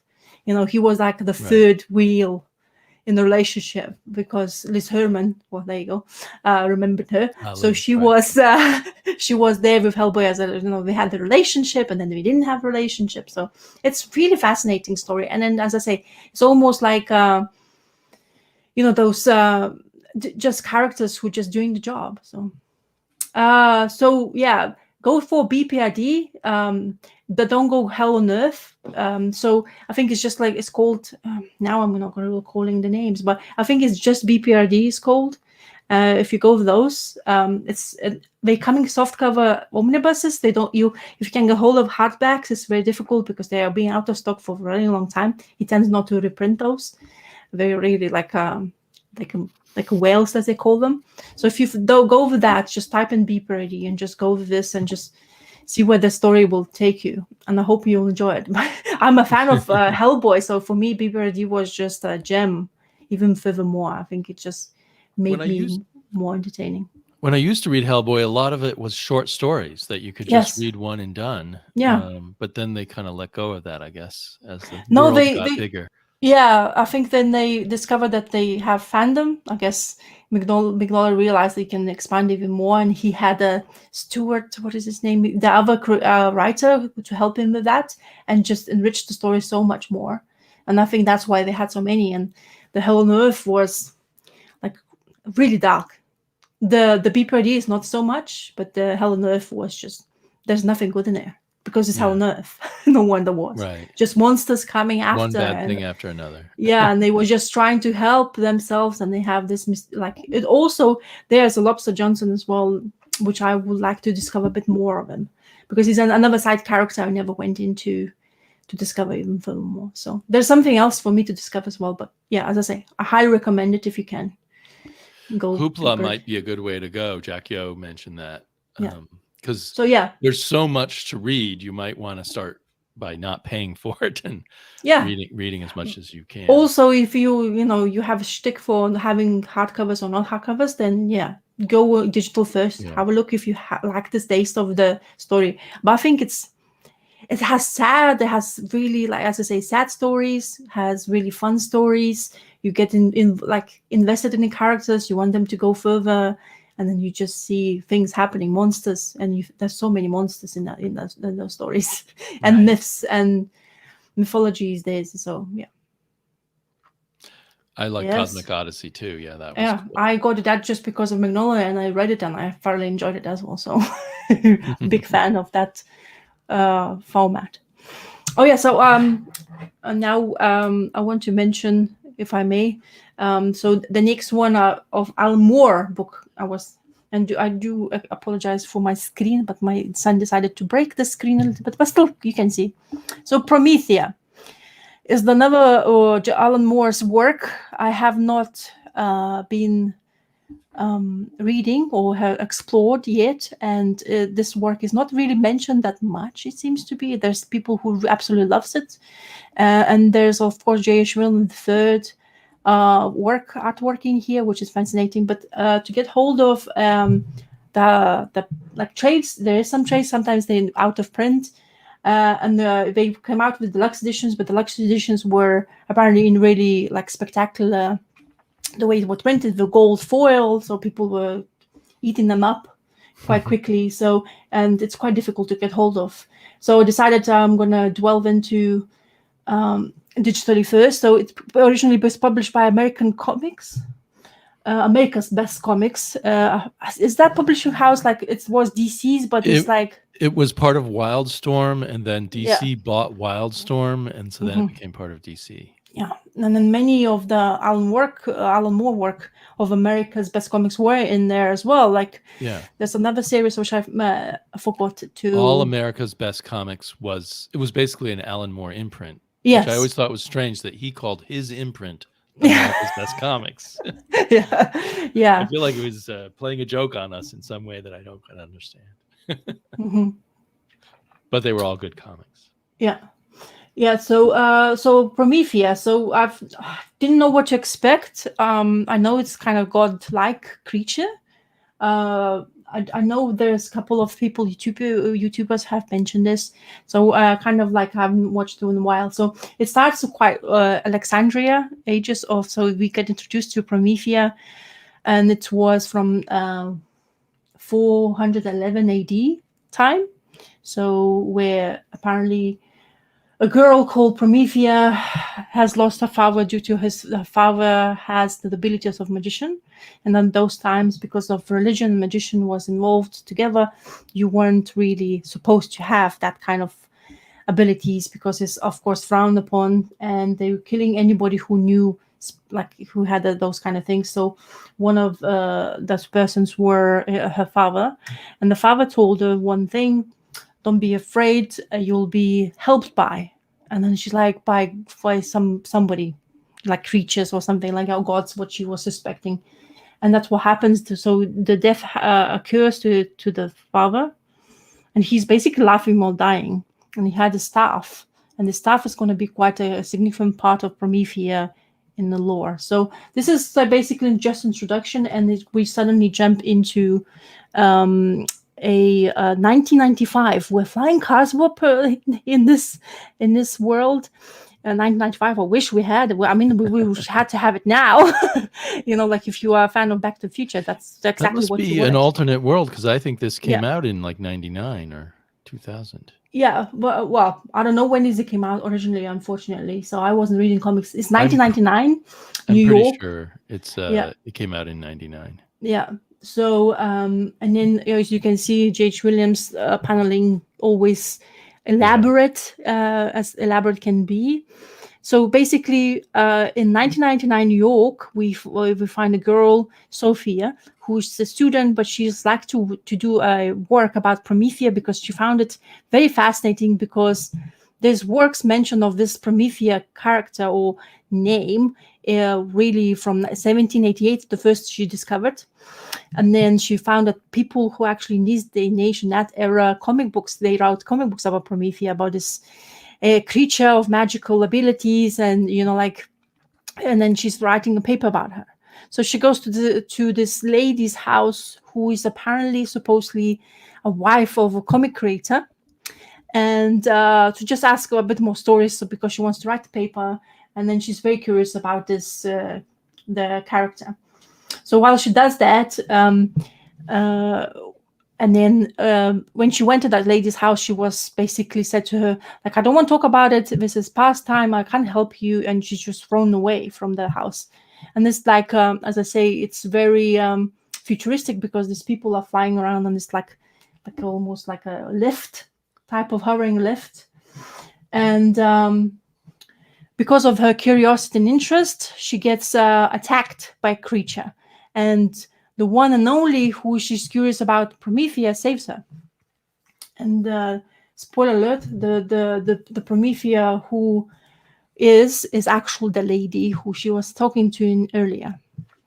So that's how we start this. It's very kind of like lots of discovery straight away about the powers of Promethea. So apparently, Promethea is a being actually kind of like you. If you are, let's say, you believe so much about Promethea, you will turn, like in era of the time, you'll turn into Promethea. So all the writers who previously wrote about Promethea were Promethea in that timeline. So this is how it starts. So it's really good. It has mythology of that kind of things. Of course, a lot of action and different paneling so far. I haven't read it all yet. I think I only managed to go through a couple of issues yet, because I'm reading in like this edition. I don't know how many issues I've read, like 3 of them. And this is the gods who saved Promethea in Alexandria in 411. So anyway, it's kind of like, as I say, I haven't yet discovered fully what it is all about, what actually entices me to read it further. But like when you have magic plus history plus, let's say, like a sci-fi in generally, it feels to me. So yeah, it's just it looks fascinating so far. We'll see how it goes further, but it's really easy to read. It doesn't feel like I need to take my like really long time and stuff like that. And of course, J.H. Williams, the third art, is looking fantastic so far. So yeah, really fascinated for the character. So I just wanted to mention that I'm doing like another reading of Alan Moore, but I'm taking my time as always. So the Alan Moore fans can't hate you completely. Yeah, hopefully not. Yeah, I do enjoy his work. So anyway, so yeah, I just wanted to discover this because I think not everybody is mentioning, because for me, she does kind of look like Wonder Woman, the way she's, kind of dressed, all in gold. Yes, she does take of the person's, like when Sophia was taken over by Promethea, she turned a little bit different. She looks a little bit different, like more like a aged female, like into her, let's say, 30s or something like that. So it's interesting how they evolve, and they always took over of kind of like they have different powers in a sense. So it depends who is taking over of that. Thanks. He's coming to your house with a giant copy of Watchmen. Yeah, but what I really do like, I like those creatures, like like you see, almost like it looks like American Gods from the Neil Gaiman, almost those kind of things. So he does have that, but I don't know why this isn't as popular or even. So what I wanted to mention. So in libraries, they don't have that in existence. Lots of Alan Moore work, but this work in generally is not there. So I'm wondering why. Is it because it's not liked? Is it not finished right? Or what is it with this work what Alan Moore has done, even in UK? Well, in my area of libraries I am going to, it's not really popular in generally, but Alan Moore seems to be, he's prone to be everywhere, to be honest, because he's English writer, so you would think they would plaster him everywhere in that sense. It's the one of those American Best comics that I eventually dropped, and I can't even remember why. Whoosh. But I think I lost interest in it, and I can't remember what And Tim in one of these comments was saying there's spots of Promethea that are a chore to read. I had runs of it that sat for months before I could get through them. Then I had issues I devoured. So I must have just run into an issue that stopped me. I seem to remember some issue where she's sleeping with an old man. Oh, really? And I thought it was an Alan Moore fantasy of a young woman sleeping with him. But I don't know if my memory on that's very clear. Kind of erased my memories of it. But it is on Hoopla digital, the digital thing here. So is it? I keep meaning to go back and read it. I've been, as I say, I just I don't know, I like that kind of like okay, maybe it's just because it's female based storyline I wanted to explore as well. Maybe it's just me, but something he has done, and creator like especially the artist like J.H. Williams III, it would be interesting to see his work especially. And I saw that collected that those deluxe editions are looking fantastic. The hardcovers are really nicely printed. Apparently, they were really because there was 20th year anniversary. Apparently, so that's why they gold foiled, and it looks it looks like J.H. Williams III had involved in that printing because it looks like stunning. To be honest, like all white, but with gold foil, and it just stands out. Well, one of the problems, which is hinted at by Ragamuffin, is it has those double pages, all those beautiful double page spreads. And if they printed it badly in trade paperbacks, those don't have a good effect. So you either want the original issues or the absolute edition that folds out properly. There used to be a rumor they were going to do a sideways version where every page would be a 2-page spread, but they never came out with that. But I think that was the first time I ever heard of J.H. Williams. So that I think that's where he made his first big splash. And his paneling looks as busy as what I know of him recent days, what he has done, because in comparing his Batwoman work, they look quite intense, and still is quite intense. I mean, those double pages, like just this, for example, it's just so involved as well. Your eyes wander everywhere. There's action, there's people in the concert, and they're all in the battles and stuff like that. So it's just so many things happening in here. So, and you have, your stylistically is already ready to show that he's a different kind of artist in here. So he has to want to put stamp on stuff like that. If it's just I don't know if he's just started in here, but visually, especially in digital format, it's stunning to look at, especially things popping out like those, those luminescent colors kind of thing, or fire. It's really looking. You have to take a book apart. It takes 2 giant posters. Oh my God. You have to maneuver around to read it. So they were very elaborate. Maybe sometimes, some people, when you start to be elaborate, sometimes overly elaborate about how you want to present the work. But anyway, so this one, I always felt like I wanted to read this because of the, I don't know, curious to see what Alan Moore could do with that. But I heard I never hear of like amazing reviews about it, or somebody really, really likes it and somebody really, really don't like it. So it's that kind of you make your opinion when you're reading it. So I'll definitely going to continue. Hopefully I will be able to get hold of a second volume because it's just one. So far I have, but let's see if I go through the first volume and see if I'm going to go to second one after. But another factor is Alan Moore was putting 5 monthly or bi-monthly comics out at the same time. So maybe there can only be so much attention given to each comic, and maybe Promethea is the one that got lost in the mix.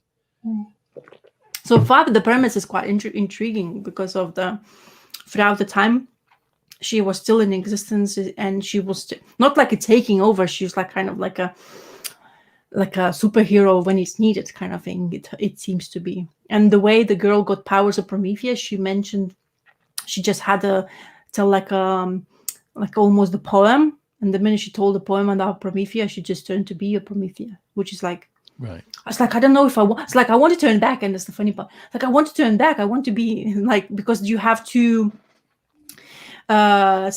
two souls, let's say. So Promethea has her own way of dealing with stuff, and she has her own opinions, and you have a host body's opinion. I'm just like, I don't know how to turn back. I want to turn back, and it's like, I don't know how you turn back yet. And it's just like just that kind of fascination because so Something else I would say about Promethea, but anyway. Oh, well, I feel like the whole thing, if I remember, is like he's exploring myth in various ways, which is definitely because it seems to be it's like Egyptians and that the staff she has with those two snakes is the sign for the hospitals, isn't it? Like a health. There's some with health. Yeah, but it was also Mercury's staff in mythology. Well, there you go. So I don't know which way he's gonna take those two, because I remember when she was in the hospital, because that lady who basically was Promethea, who helped her to survive, she was attacked and she got really hurt. So the new Promethea took her to the hospital, and there was the staff saying, "Oh, what is she's holding?" And it's like, "Oh, don't you know? You're in a hospital working. You should see that sign everywhere." So that's kind of like a little bit of humor injected in that kind of storytelling.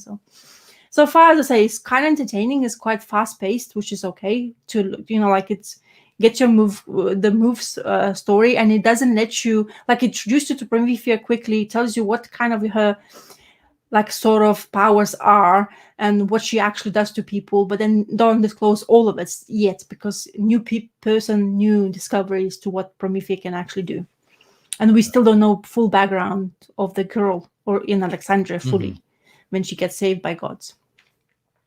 So yeah, cool. Yeah. I think I want to reread it, and for a long time I was waiting for them to come out with that special edition with the double pages, but obviously that's not coming, so I should read it some other way. Yeah, digital can go if you say Hoopla has it, so why don't you just go Hoopla? Jack Yo was asking about did Tom Strong, who was another ABC character, show up? He did. He showed up in the Terrifics. Yeah, because you were talking about it, isn't it? Yeah. Because I read too many comics. I read them. I remember I gave Tom Strong, I had quite a few. I was given Tom Strong comic books by one of my friends, and I remember I gave to Ghost Critic the Tom Strong series, and he absolutely loved them. So it's like he started just like looking for back issues for that stuff. So I love the Tom Strong books. Yeah. What's going on? Are you trying to show us something, Terrence? Or his break? Travis. Yeah, Terrence is slowing down. Trying to, but yeah, I'm slowed way down. I don't know if it's going to work. Whatever you're trying to show us. Jared sent a link of. Promethea stuff. Yes. Have you ever tried to read Promethea, Terrence?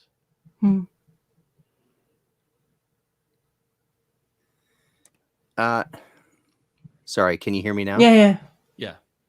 Am I here? Back? Yeah. Yes. No, I haven't. Yeah, sorry, Jared. I can't share that. He had he'd sent me a link. My computer is the shits, so it bogs everything down. But he sent me a link of, I guess, the final issue. I think he said with all the pages put together. I don't know if that actually showed up, but no, I've never read it. It's one that I see in the bins, and I've always been curious about, but I've never actually read it. Not even a single issue. Haven't even picked up one of them. Yeah.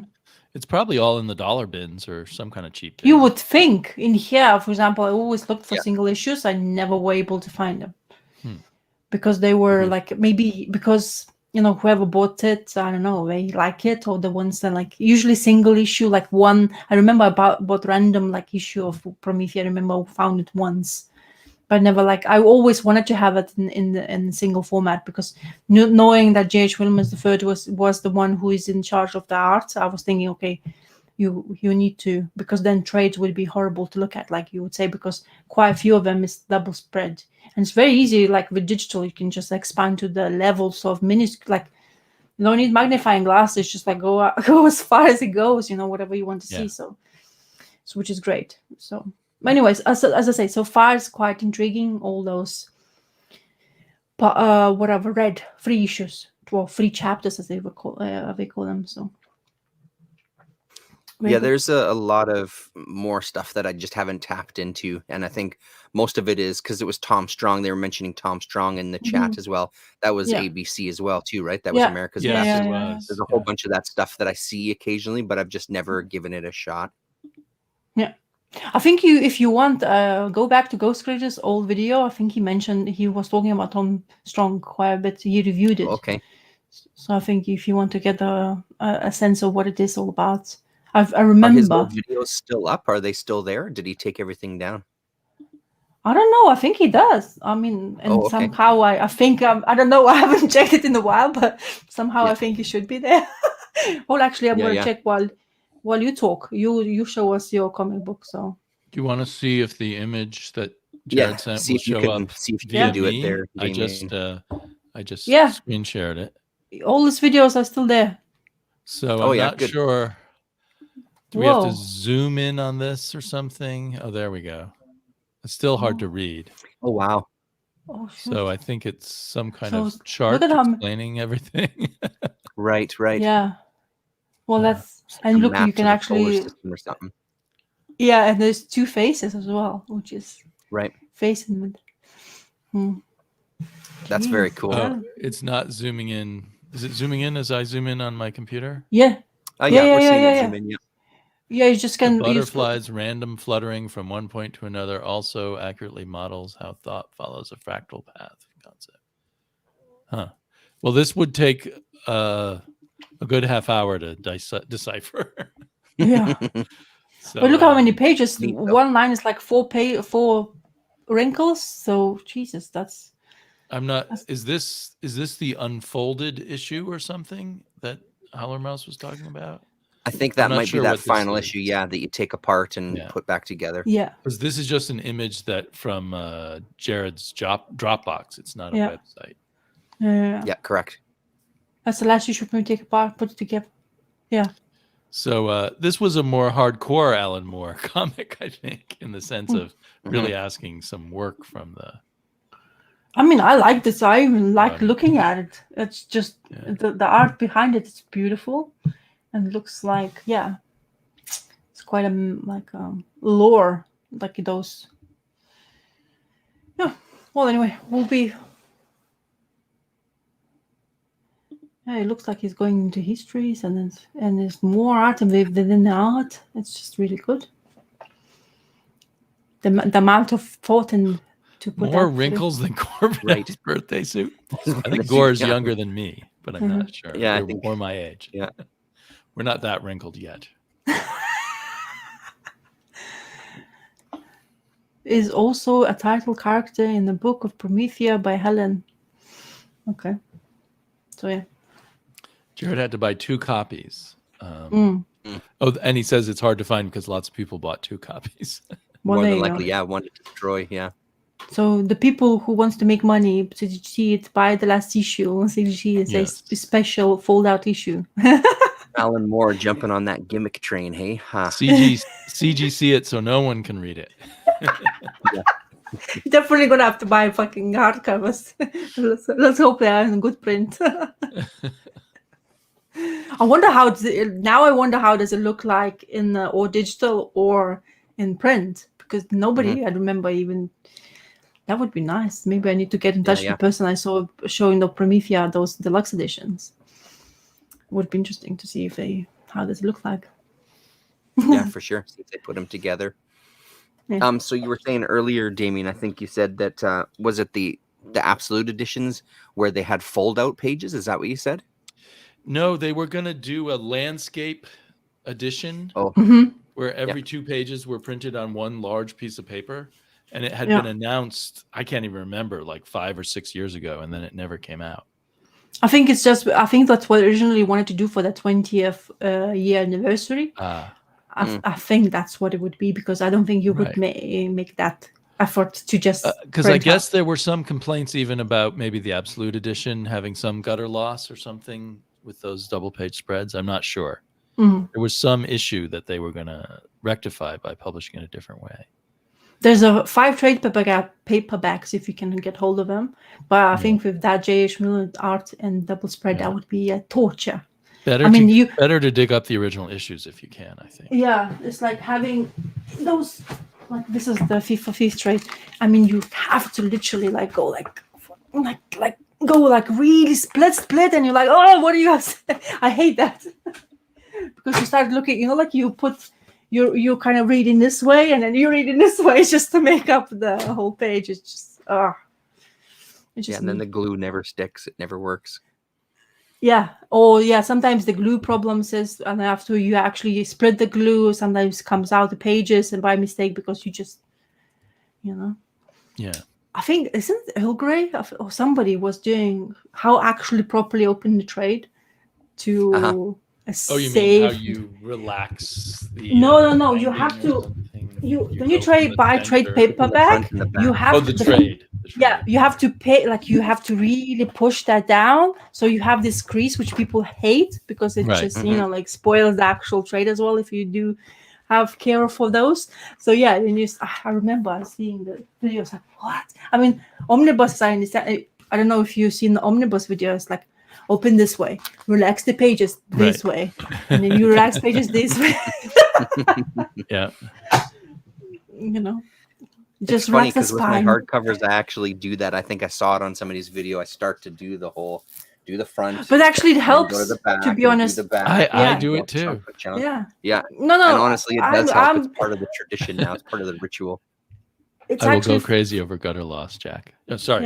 Yeah. No. I'm saying it's funny how we're making fun of it, but we actually does those things like the hard covers. It actually helps. Like when I bought that,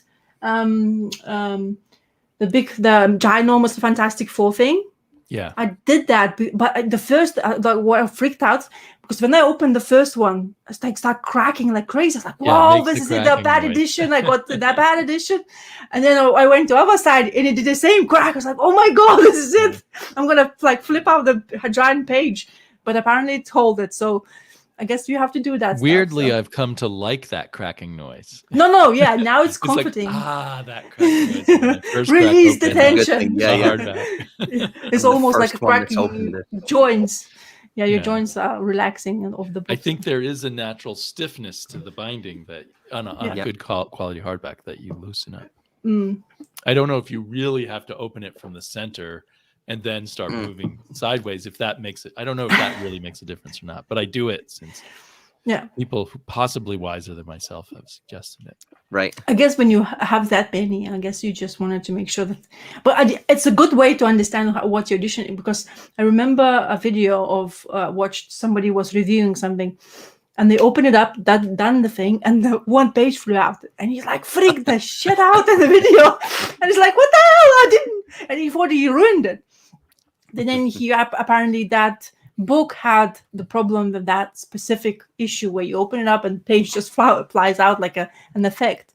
So it was like those era editions and stuff like that. I'll have to look for that interview. Yeah, for sure. A lot of interviews with Moore are frustrating because he's just so annoyed and angry at this point. Yeah.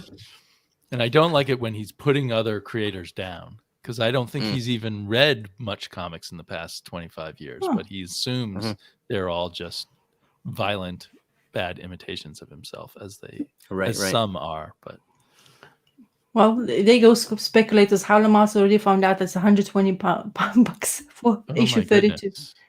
There you go. That's definitely going to be non-available to find if it's that price tag. I wonder if I have that in my collection somewhere. Slab it, make money, buy something else. Cash in. I guess because most of them have been torn apart. Yep.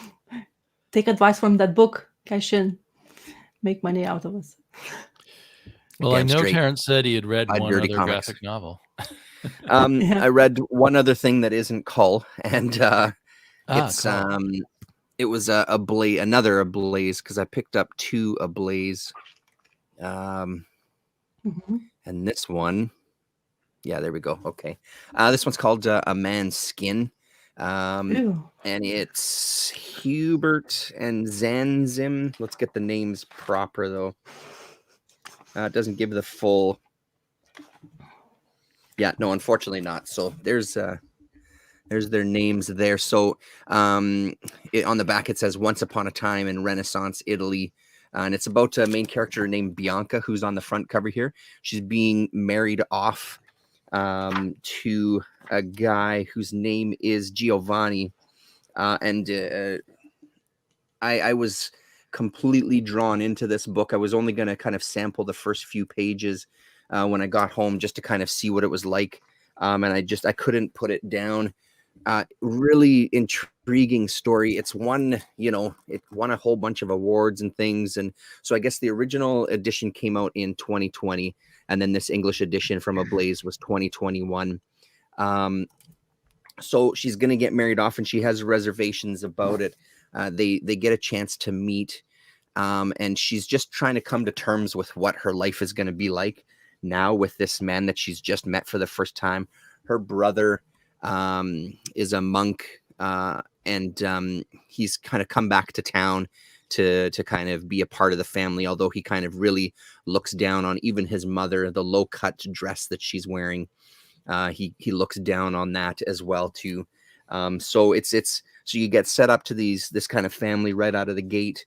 She eventually goes to kind of stay with her aunt for a little while, and her aunt shows her something that's been in the family for generations, and it's literally a man's skin, and including her aunt, her mother, generations of the family, when they've gone to get married, they've had the option of they've all experimented with kind of donning this man's skin to kind of get a chance to not only know who their future husband is going to be, but to kind of like be a part of that world. So it looked like there was a bonheur there. There sure was, yeah. It's true. So does the skin give them full access? Correct, yeah. So she gets all the sensations, and when she's dressed up as a man, it's Lorenzo. And so Lorenzo kind of comes to life and goes out into the world and meets Giovanni. We find out that Giovanni is homosexual. He likes men more than he does women. So it starts playing with all these kind of gender things. Especially the women's place in this society. And she realizes that she starts to kind of come to life as this man, and she starts to kind of access parts of her personality that as a woman she just can't focus on, and she can't kind of make it part of her personality really. It's just a really fascinating look at a specific time period for sure that has a lot to do with it, but just kind of the roles of the genders and how it's perceived, and how each person kind of has to play with how they present themselves. Because in his day-to-day life, Giovanni's got to act very masculine and very macho. So the drop of a hat, he'll kind of draw his sword and threaten to fight people and things. But he doesn't. He's not naturally like that. So then Lorenzo and Giovanni end up falling in love, and it's his future wife basically. And when they do finally get married, and she's not in the man's skin, he doesn't have much interest in her, and she kind of just then starts to struggle with that fact that she is the same person, and she actually genuinely falls in love with him. But now she's struggling because she knows that he's not interested in her as a woman. And then just kind of how she adopts some of those masculine traits to herself as a woman, and how that kind of is looked at by society as a whole. I think it's so incredibly well done, really insightful, just very playful, a lot of fun. And then at the back, one of the things that I've never seen before, I don't want to give too much away other than you really should. It's highly recommended. Something I've never seen before, there's like a discussion guide in the back, which I thought was pretty interesting. So it talks about some of like the themes of the book, and maybe just to kind of elicit more conversation or thought. And then with some of these, you also get some sketches, some character designs, early sketches and designs. Yeah, the coloring is really great, Scott. So yeah, another one, like, again, this kind of Ablaze. I know they have a lot of stuff that they've been putting out based on kind of the stuff I've read lately. Very curious to see what else they're going to put out, and pardon me, kind of dip into their catalog of English translated stuff, I think. So two killer reads kind of back to back, but the rest that I read this week was just Cull. So Cull is great. That's all you need to know. I'm still loving it. You've gone back now and you're reading the early Cull, right? From the and I also got my hands on Cull and the Barbarians issue number 1 yesterday. The only thing that's been a bit confusing is the reading order for it. So for this volume number 1 up to number 15 is when the pause happens. So issue 15 is kind of the last one. Then you go to the Cull and the Barbarians magazine, and then you come back to issue 16, volume 1, and so. But it's been still a fantastic read. Nothing is the more art to add sort to of it. gone downhill when they come back? I haven't gotten there yet. I'm only about to read issue number 12. One of the things that stood out to me, because as a kid, I remember really liking Marie Severin's work, and then really liking Mike Ploog's work, and then I don't know who came next, but I remember being disappointed as a kid when I read it. The Severin stuff was incredible, and this issue here, this number 11 with the Mike Ploog doing everything, I think. Yeah, so Mike Ploog, artist, so nobody inking him. Right. This was a fantastic issue. His art was exceptional in this. Later ones, the next couple of issues, there's somebody inking him, and it loses something to it because he has this kind of, I don't know what the quality is. There's like I don't know if it's bubbly, if it's like they seem like soft. You know what I mean? Like. They seem softer. It almost seems like a Mad Magazine-ish, that type of style.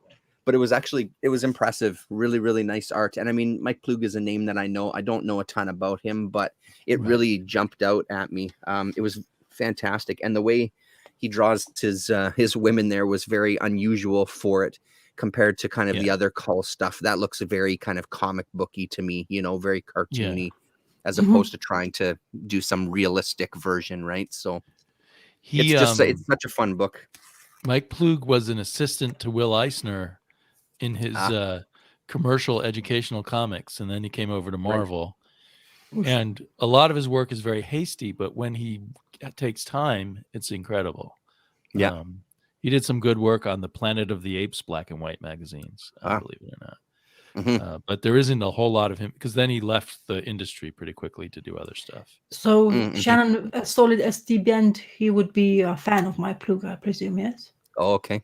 Oh yeah, more than likely, yeah. Because if it's sure because he likes Planet of the Apes a lot, isn't he?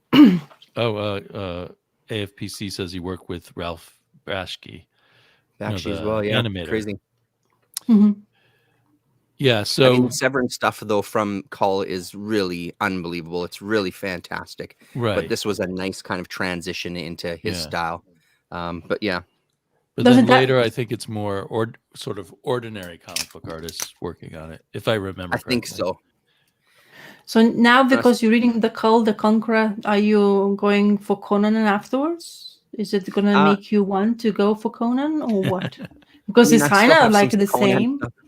I still have some Conan stuff that I haven't read, to be honest. Like I've read some of the magazines that I have, but I haven't read everything. So I'll probably dip into those. But honestly, like I'm just really, I like the arc of this character. I like I said before, I like the fact that he's kind of this barbarian that's now a king and has to kind of temper what he does and kind of think of it in a different way, as opposed to kind of like his instinct of like, I'm just going to jump off this throne, I'm going to beat the shit out of you. It's like he's going to kind of deal with the politics and things. I like that kind of struggle.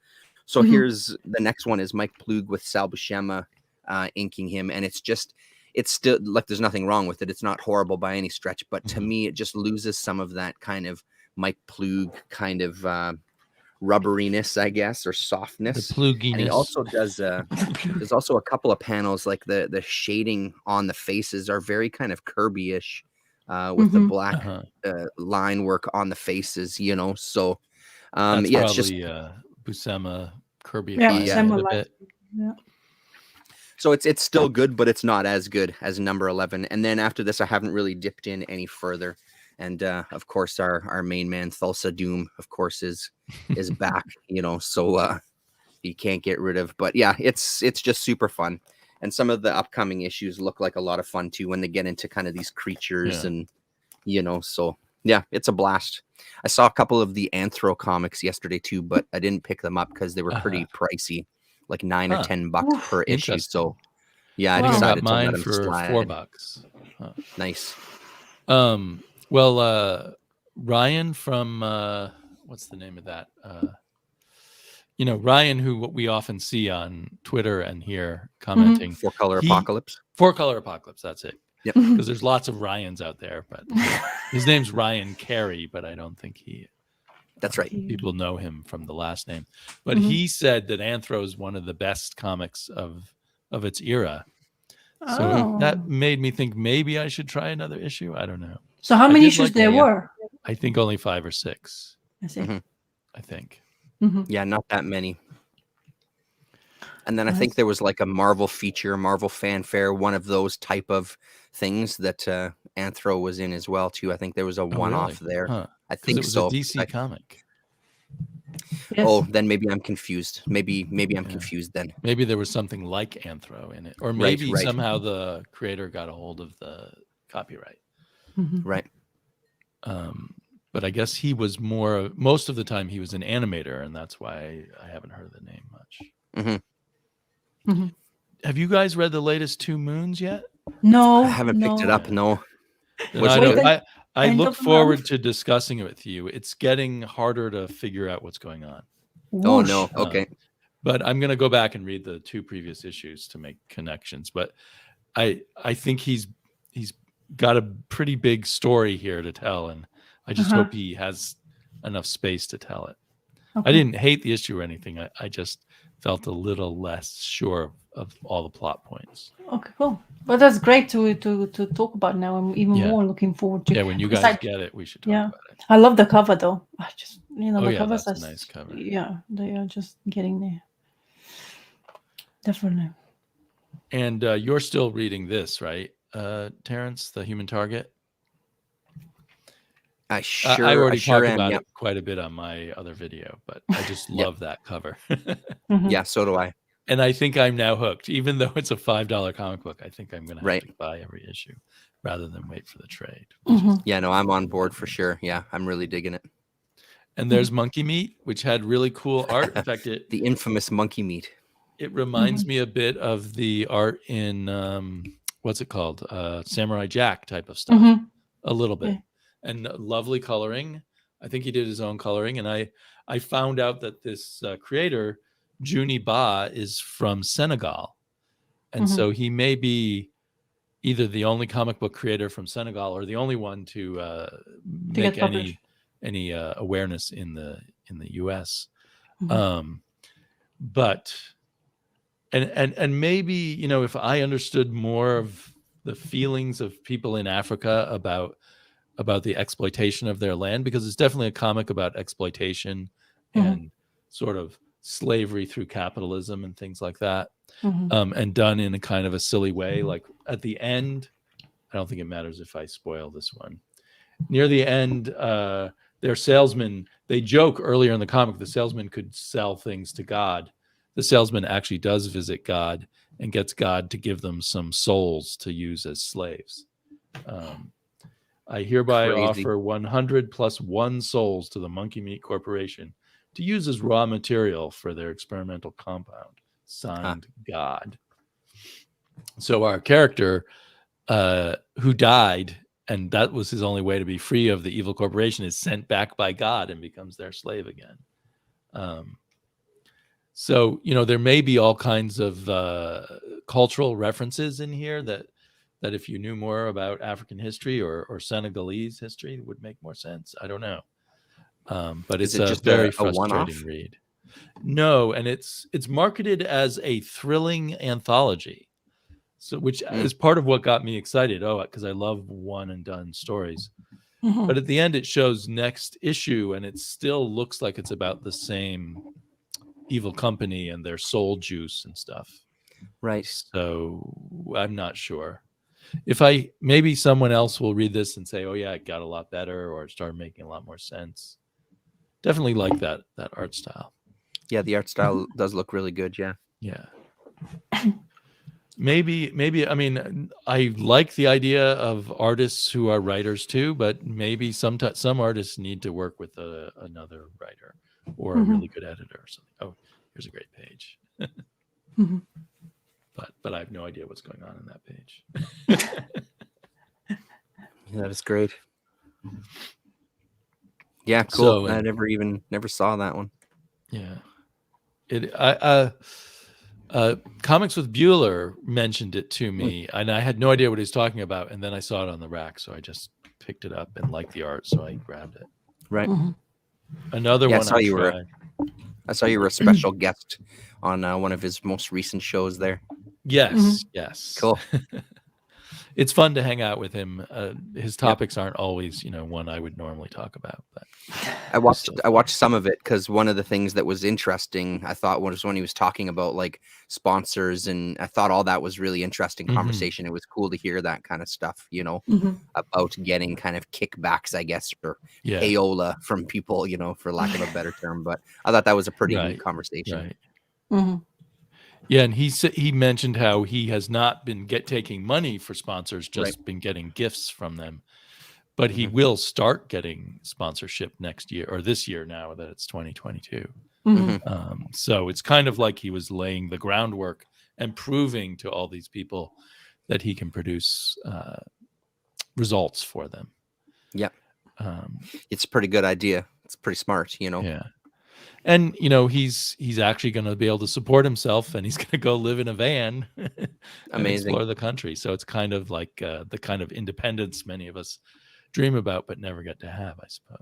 Is he married? Like, is it him and his wife that are doing it, or No, he's long since divorced, and his kids are grown up. His kids are all grown up. They both have their own careers and stuff. Yeah. So he has a freedom then.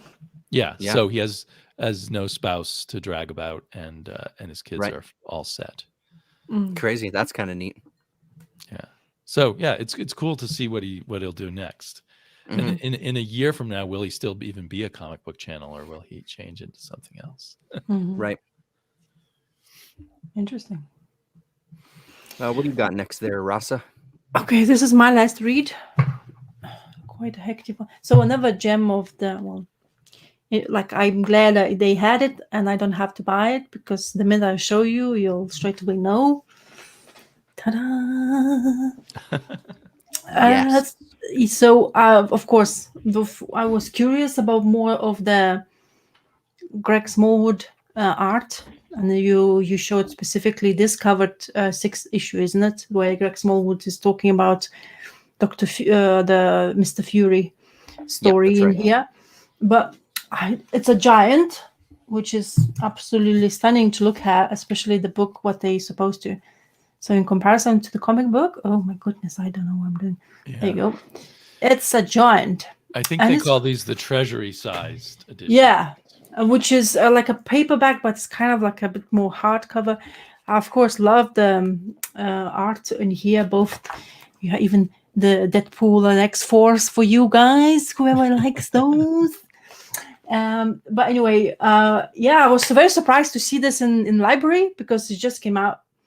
And sometimes library does that really nicely. Sometimes there was a year, remember, in my area, the libraries were doing really well. They're coming out with some new stuff, but mainly like those kind of like big names, Marvel and DC's, most likely to have new. But this is like, I didn't expect that, and then I saw it on the shelves. Like, yep, I'm gonna get it. I'm curious to see. And this is and very entertaining, and nothing to blow your minds out story-wise, I don't think. I mean, one of the best parts for us who is fans of Doctor Strange, we have Doctor Strange villain in here, Nightmare, who is basically a prominent storyline in here at the beginning of it, and this magnificent double sprayage. Is that Alex Ross art right there? Yeah, it is. Nice. So that's how it begins the storyline, and it looks fantastic in this format, because it definitely suits. I mean, if you want to show off your artists, it's definitely the way to do it in this crazy format. So you start the story about Nightmare capturing. At first, you have a feel of him just talking about, I have power over people because I'm in dreams. I'm the king of you all, and stuff like that. And then you have the creators. So creators, we have in here quite a few of them. Actually, I was surprised how many. And you have this whole page to tell us. Couple of pages to tell us who is in charge and which issue and stuff like that. So of course, a lot of like Steve Root, Kurt Busiek, of course, Dan Brennerton, then Eric Powell, Paul Rivera, Daniel Acuna, a lot. Greg Smallwood, which I was curious the most, Mark Wade, writer, and Lucio Perillo, also Bill Sienkiewicz in here as well. So it's like loads of things in here, and then really good to explore the artists, which I wasn't familiar with, and also your like old school creators, like for example here Steve Rude, Kurt Busiek's story about Avengers and the Hulk, and almost like reading your old ones Avengers stories, because of Steve Rude is so and he has the classic, it just looks classic to whatever it is. And this is actually was quite a fun story to read, where the Hulk is pissed off with Avengers because they kicked him off, and then he have his tool there. They trying out this new technology where you put on your head and it comes out through your imagination, but other people can see. But it went into fruition, and Hulk created all like Avengers, like Captain America Hulk, Thor Hulk, all of those stuff. But of course, you both read it. Damien, I don't know if you have read it. Have you read it? No. Well, ironically, I just picked up the book and have not even cracked it open yet. Okay, so I was about to spoil the shit out of it. Thank God I asked the question, because it's really entertaining. Yeah, Nice. I need to stretch the binding. Yeah, it's right. the crack. I don't know. Yeah, the crack. Yeah. So, and I really I enjoyed this. It was a little bit too gimmicky, to be honest, but because it's Eric Powell. Okay, but Silver Surfer and Dr. Doom gets involved, and the way it finished was hilarious. And because you have the Thing and underwear, it's hilarious. So. Family leaves. Yeah, that's right. Thing Where they're going for the sandwich or something, right? Isn't that what it is? Or cannoli. They're going for cannoli. That's right. Yeah. Yeah, and that's you get your serious part where it's like Silver Surfer. Dr. Doom is after Richards because he can't stand that Richards always gets best of him, and it's really good. And then one other highlights I have. A lot of it, which I'm not going to spoil, but of course, super. It's just fun. Yeah, it's lots of difference. You can spoil things. It's fine. No, I don't want you, because actually I'll forget what you say, and then I'll read it and say, "Oh, I remember Ross is saying that." That's cool. Yeah, but I will talk Greg Smallwood, because what stood out for me is it's just the colors, the color palettes he used. Amazing. It's just amazing. So yeah, and then this is what I really wanted to see, because I remember Terrence was like, "Oh my God, this is so great!" Like he really enjoyed it, and one of the highlights for him in this issue was, and the story wasn't like crazy, but it's really well told as well for one, like one-off storyline, and it just gets you into, if you're Fury fan at all, and you have that, like he has this moon landing. It's really reminiscent of those original Steranko covers and stuff like that. It's kind of like that's this kind of things. It's just it's Love really that. good. And in this format, Damien, you're absolutely gonna love it. And you'll afterwards, that human target will look so small that you'll say, "What the hell? Why are they not coming out with this exactly format?" Oh man, that would be great. Yeah, because that would be target. Honestly, and then even the Silver Surfer, Wally Bermejo, because he has that like monochronic palette, where it's it's the kind of difficult if it's a small format, but in this format it looks fantastic. Yeah. Because of course a Silver Surfer, you can see whatever he kind of sees because of reflections, and he does that so much. So you have a Silver Surfer, and you have reflection of something coming at him. And you can actually see it in here, which is like in the small format, you would lose this. Perfect for Bermejo's style too. Yeah, so for him, this is like it's the perfect way to show what he can do. Yeah. And he's a star of that. And then you off the cuff, because I was surprised. I was reading. I was like, who this person? All in flame. I probably know who he is, and he's the only one left, and it's Human Torch, of course, but. And then off the cuff, you look at this, and then you have this color bursting into play again, and you're like, oh my god! So your eyes are going a bit crazy. But then you have this. You have to look at that, and you're like, showstopper, man. This is like a meal with too much rich food all at once. Yeah, and I honestly, I was very pessimistic kind of thing. Like you always have those Marvel things where they come up, they try to show those artists, do they really? But in this format, it's a stunner. It's an absolute, and of course, Doctor Strange is in like the main thing, and all those eyes. It's just so great. Looks great. It's just fantastic, and all the characters of Marvel is there. And of course, you have still some special features things at the back. So this is a cover from Adam Hughes, and he has a story of Adam Hughes.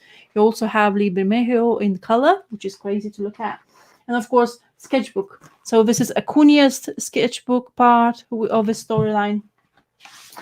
And Paulo Rivera, I really enjoyed Paulo Rivera's art in generally, and I don't know if he's very strong with writing.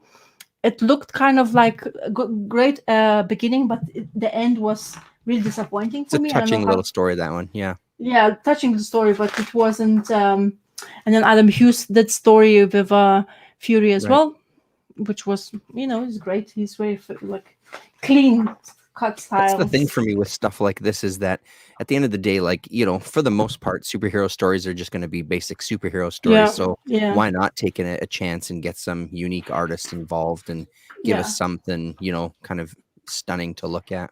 And then that's the end. I think it's really nice. Nightmare Sketches almost looks like in here because of the lines, because it's in black and pencil. It looks like old Spider-Man. It could be. So it's just that. So great thing to buy, Damien.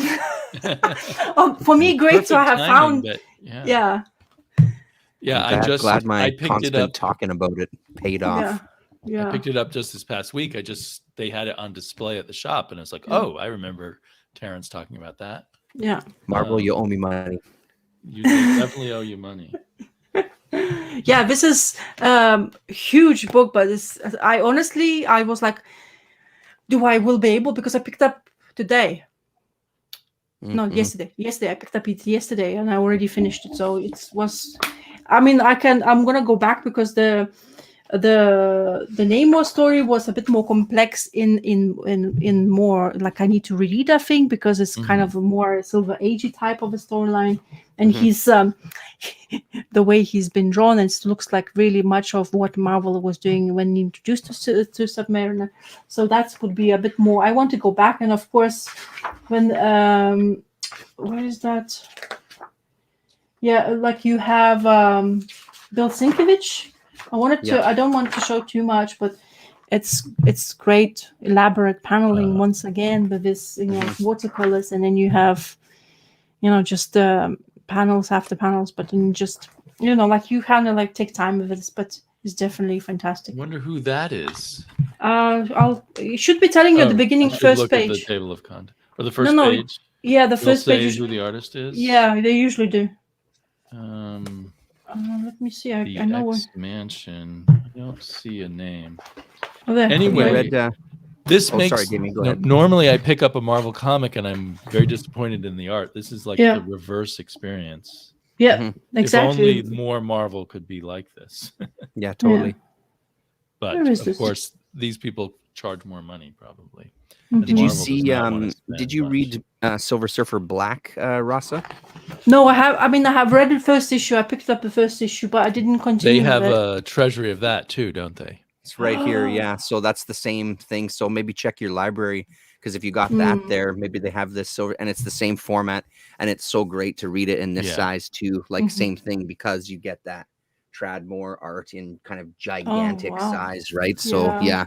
Again, I wish they would do more of formats like this. I think it's I would I honestly, seeing this now, having in my hand, reading it, exploring, but those kind of artists, like I told you, like Lee Bermejo, they need that kind of like big panels. Like you need to explore whatever they can do, because it's black and white, and usually like looks like a gray or pencils, like it just needs that size just to like appreciate it more, what like actually guy put in a piece of paper, because that's just, like just full on pages. It's not like we were complaining about background being blank on the comic books. This is not what is going to happen. So definitely fantastic. And I was, when I saw this one, I took it straight away. It's like almost holding like a big, this is mine, because there was quite a few people. I was like, no, I'm taking this. And I couldn't believe it. They had it there, because as I say, it's that like my library has a the region, or like a borough of like many towns, but there's one which is in Oxford Town, which is the main library, which usually has a lot more than usually the small libraries do. So they sometimes have it, but seems to be people, as I say, returned a lot of it back. So I was lucky to come in that time when people were returning it. It's really good to have the holidays, I guess, to go to library, because then you discover what you usually have. They do have like a website or app you can go in to check the content, but it's so not friendly. So you can't find it. You type in the wrong name just a little bit and it doesn't recognize at all. Sometimes even asks you to put the surname and the name after. Then if you don't do that, we can't find anything. So it's kind of outdated way of dealing with that stuff. But anyway, when I find this kind of surprises, it just cheers me up, and I just want to go back to library again, just because kind of gems like that is or just like exploring things, whatever to get it. And then like those wrinkles that was there, Pakaroka, and they do have more like your non-superhero type books sometimes. I kind of like I'm too afraid to even try. It was kind of stupid because it's for free to you to get, but then they only can have 5 takes. So whatever I don't take, like I can't have 6 ones. So if I decide to read something for like, let's say, a couple of volumes, I can't take something new to explore. So it's kind of like I always can come back. But as I say, sometimes I go in there and there's nothing interests me. Like I don't want too much superheroes in my life anyway, because I have plenty in my library here, which I haven't explored yet. But something like that, because I guess you were talking, and the format, of course, because of the sheer size of it. You just like you want to witness this, because it's really beautiful to look at. Totally, sure. Cool. Is there a follow-up series to this? It's a second volume. There was one that he did before though, called Marvels with an S. Yeah. But I don't think that was an anthology. Alex Ross did way back when. Yeah. He was pitching it was an anthology though. But yeah. But didn't they have they saying we're having a second volume of that?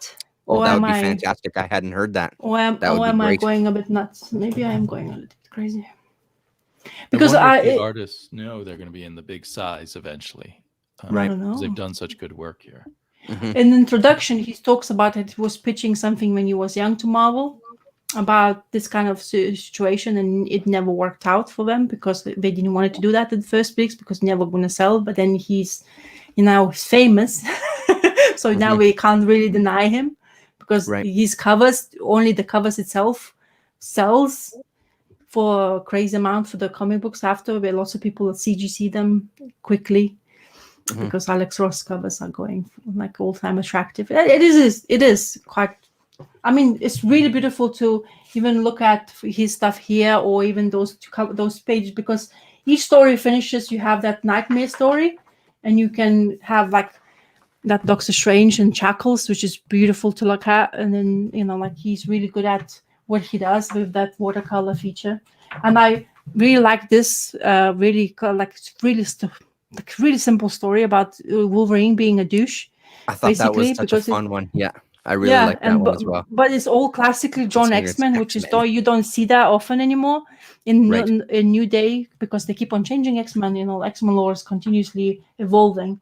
But I really like this story as well. So there's lots of things, whatever I think people would like to like a lot. And if you don't want to invest in this kind of thing, you can also just pick up an issue of that person who is going to be in it, because it actually even tells you which issue it came out with. Yep. So AFPC, I have that New World, and it is great. That I think it's 5 issue, right? I've got 5 issues anyway. I'm pretty sure that's the whole thing. And it's fantastic. Like Tradmore, I didn't know about him, but then I think it was Travis, and then they were talking about, is it Luther Strode, Damien? Is that the other book that he did some work on? Yeah, that was the one he did a while back. Yeah. That was kind of the first time I heard his name. I used to hear Travis talk about it, but my first time experiencing it was on that New World book. Yeah, which was really good. Mm-hmm. This is an expensive. Has a $30 list price. Mm-hmm. But Worth it every has penny. a different kind of binding than a normal trade, so it nearly lays flat. Mm-hmm. I think it's is it sewn? It is. I think it's Sewn and glued. Maybe, yeah. It's hard to tell for sure. Because you can't, when you open it up, it doesn't Sometimes really. they fake it, right? Yeah. Yeah, but it is a different, like a normal. No, it is. A normal paperback doesn't have that kind of extra thing of the binding, so I think it may be a combination of sewn and glued or something. Yeah. Oh, really? It's definitely a better binding, and of course these really thick, flexible covers that don't get hurt. Oh, when that's you bend right. them. I don't know if did the Silver Surfer have these really thick covers too? I guess. Yeah, same kind of cover. Yeah, exactly. Like the exact same thing, just thinner. Yeah. Just a thinner book, obviously, because it was a shorter series. Yeah, I wonder why Marvel decided to come up with these treasure editions. I mean, they used to do that for sure, but who prompted them to do that kind of stuff? $30 price tag on this one too. So yeah. So you got to look for a deal on these things, I think. But I think it started with that. What's it called? The thing that all the names are fleeing from my head. Yeah, like the X-Men Grand Design. Yeah. Oh yes. Our Red Room friend, the Kayfabe. Yeah. I think that's the first thing I remember them putting out recently in this large size. Yeah. So is the Grand Design Fantastic Four came out in the same format as well then? Yes, and it's pretty much unreadable. The first they published it in a small size and it has like 30 panels per page, so you really need the Treasury edition. Yeah. Okay. So I assume the Grand Design Hulk one will come out that way too eventually. Yeah, because the Hulk is gonna be from the. Yeah, and it's funny how they gave him the job. That's all. Honestly, Francis O'Reilly, I would say if you enjoyed the singles, I'd say go for the Treasury. I mean, I love the singles and the Treasury just to see that art in that bigger size. I think it's absolutely worth it. I was more than willing to do the whole pump out the money for it, you know. On the Grand Design things, luckily I waited and I got them all in the Treasury size. I ordered them through in-stock trades, so I didn't spend too much money. I have singles and I was struggling with each page because the panels were so even it was at Bisco, but still it felt a little quite tiny. Yeah. Yeah. And it makes AFPC puke. He doesn't like the Grand Design. Yeah. I mean, again, it's another one. I bought them because I wanted to support. I've got them. I haven't read them. Which one? The X-Men did you buy? I bought the X-Men Grand Design and I bought the Fantastic Four Grand Design, and I'm going to buy the Hulk Grand Design. The Hulk one I may actually read because it looks like Jim Rugg actually plays with a lot of different styles in it. You know, like I support those guys. You know, I really dig what they're doing. So I think they deserve the support personally. Well, I enjoyed I only read the first volume, I guess, of X-Men Grand Design, but I enjoyed it because I knew enough about that era of the X-Men to see how he interleaved things that came up later, how he kind of retconned them into the history of the X-Men. And that was kind of fun for me. I mean, I think you have to be pretty into the X-Men to enjoy it. Oh, wow. I was wondering, because a Hip Hop Family Tree, it came out as well. Honestly, unreadable because and of the I would totally agree with that. The treatment that he does to the pages and then lets the white come through for the speech bubbles and things. I'm absolutely not a fan of it. I can appreciate his art for sure, but that kind of faux tanning that just it doesn't look. I know he's trying to make it look legit. To my eye, anyway, it just doesn't look legit. Right. It looks like you're trying a little too hard. But yeah, I'm with Jared on that one. And they do that on all the Grand Design books too, I think.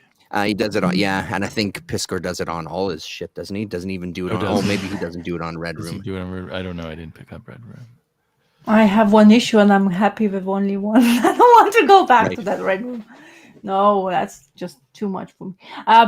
The Grand Designs, I can't believe X-Men. I mean, I know you support them, but X-Men, you don't do X-Men. Terrence, what the hell happened? Yeah, I mean, I know you. Like I said. Support. I just want to support those it's guys. Just like shocking to me. I don't know. I'm digesting it right because you like always frown upon when we talk X-Men. So almost going to the like that end. You mentioned X-Men, but I just think like they're trying to do something different with like the market and everything, which I appreciate. I think it's interesting, and I mean, considering the group that they've grown there, it's pretty impressive. You know, the numbers that they have and the guests they have coming through. So it's pretty neat. Yeah. That's very nice of you, anyways, just to do that. Yeah. Yeah. Who was next there? Did you have anything else? No, I'm finished. Oh yeah, I have nothing else. Damien, did you have something you want to share? Like I said, I haven't read a lot this week, and the few other things I've read, I wasn't a big fan of. Well, we need some ending, so looking back, I loved Norse mythology. That was a few weeks ago, but are you guys getting that? I am. I just haven't picked up the latest yet. But yeah, this is number 6, which was the end of this volume, and there's going to be a third volume. Was really awesome. Good. That's good to know. It had some art by Sandy Jarrell, who's someone I bought a print from at a con, and I really didn't know much about him, but he's actually a pretty cool artist who does a very simple style. So, and it was funny in this. I love this one picture where eventually the guy gets the god, not Freya, Frey. The god Frey gets to marry this giant he falls in love with, and they have this picture of them together. But it's funny how much romance there is in these Viking mythology. There's a lot of romance, but then the next panel they're killing someone or something. But both of the stories in here have a giant marrying a god. And this one has the crazy scene. They promise this giantess whose father they've accidentally killed to make her laugh. So to make her laugh, speaking of boners again, Loki has to, where's my finger? Loki is tying a rope to his penis, and the other end of the rope is tied to the goat's beard, and they have a tug of war. What is going on in Norse mythology? And then luckily for Loki, before one person gives her the other, the rope snaps. And right. So there you go. There's some more penis for today. We can end on that note. Yeah. Cool. It was good to see you both. Yeah, it was nice. It was a good chat, everybody. Thanks for coming to hang out. Thanks everybody in the chat. Too many to name, but always a pleasure to have you around. Next week, are we back to Rasa's channel? Looks like it. Okay, cool. Yep. Sounds good. We'll probably be more the kind of usual time next week. We'll shoot for the usual time. Right on, everybody. Thanks very much. Damon will let everybody know on Twitter. Anybody who follows me on Twitter, yes, I'm very religious about putting in the link there. That's very good. Yeah, no, it's good. And you can track everything that Terrence and I read on Twitter too. Yeah, definitely. And we'll chat to realize how many things they read. It feels like there's quite a few people doing the 500 comics goal, which is fantastic. A lot of people. Yeah, I think it's fun. To see what everyone's reading. Right on. Okay, everybody. We'll see you next week. Bye-bye. Push the button.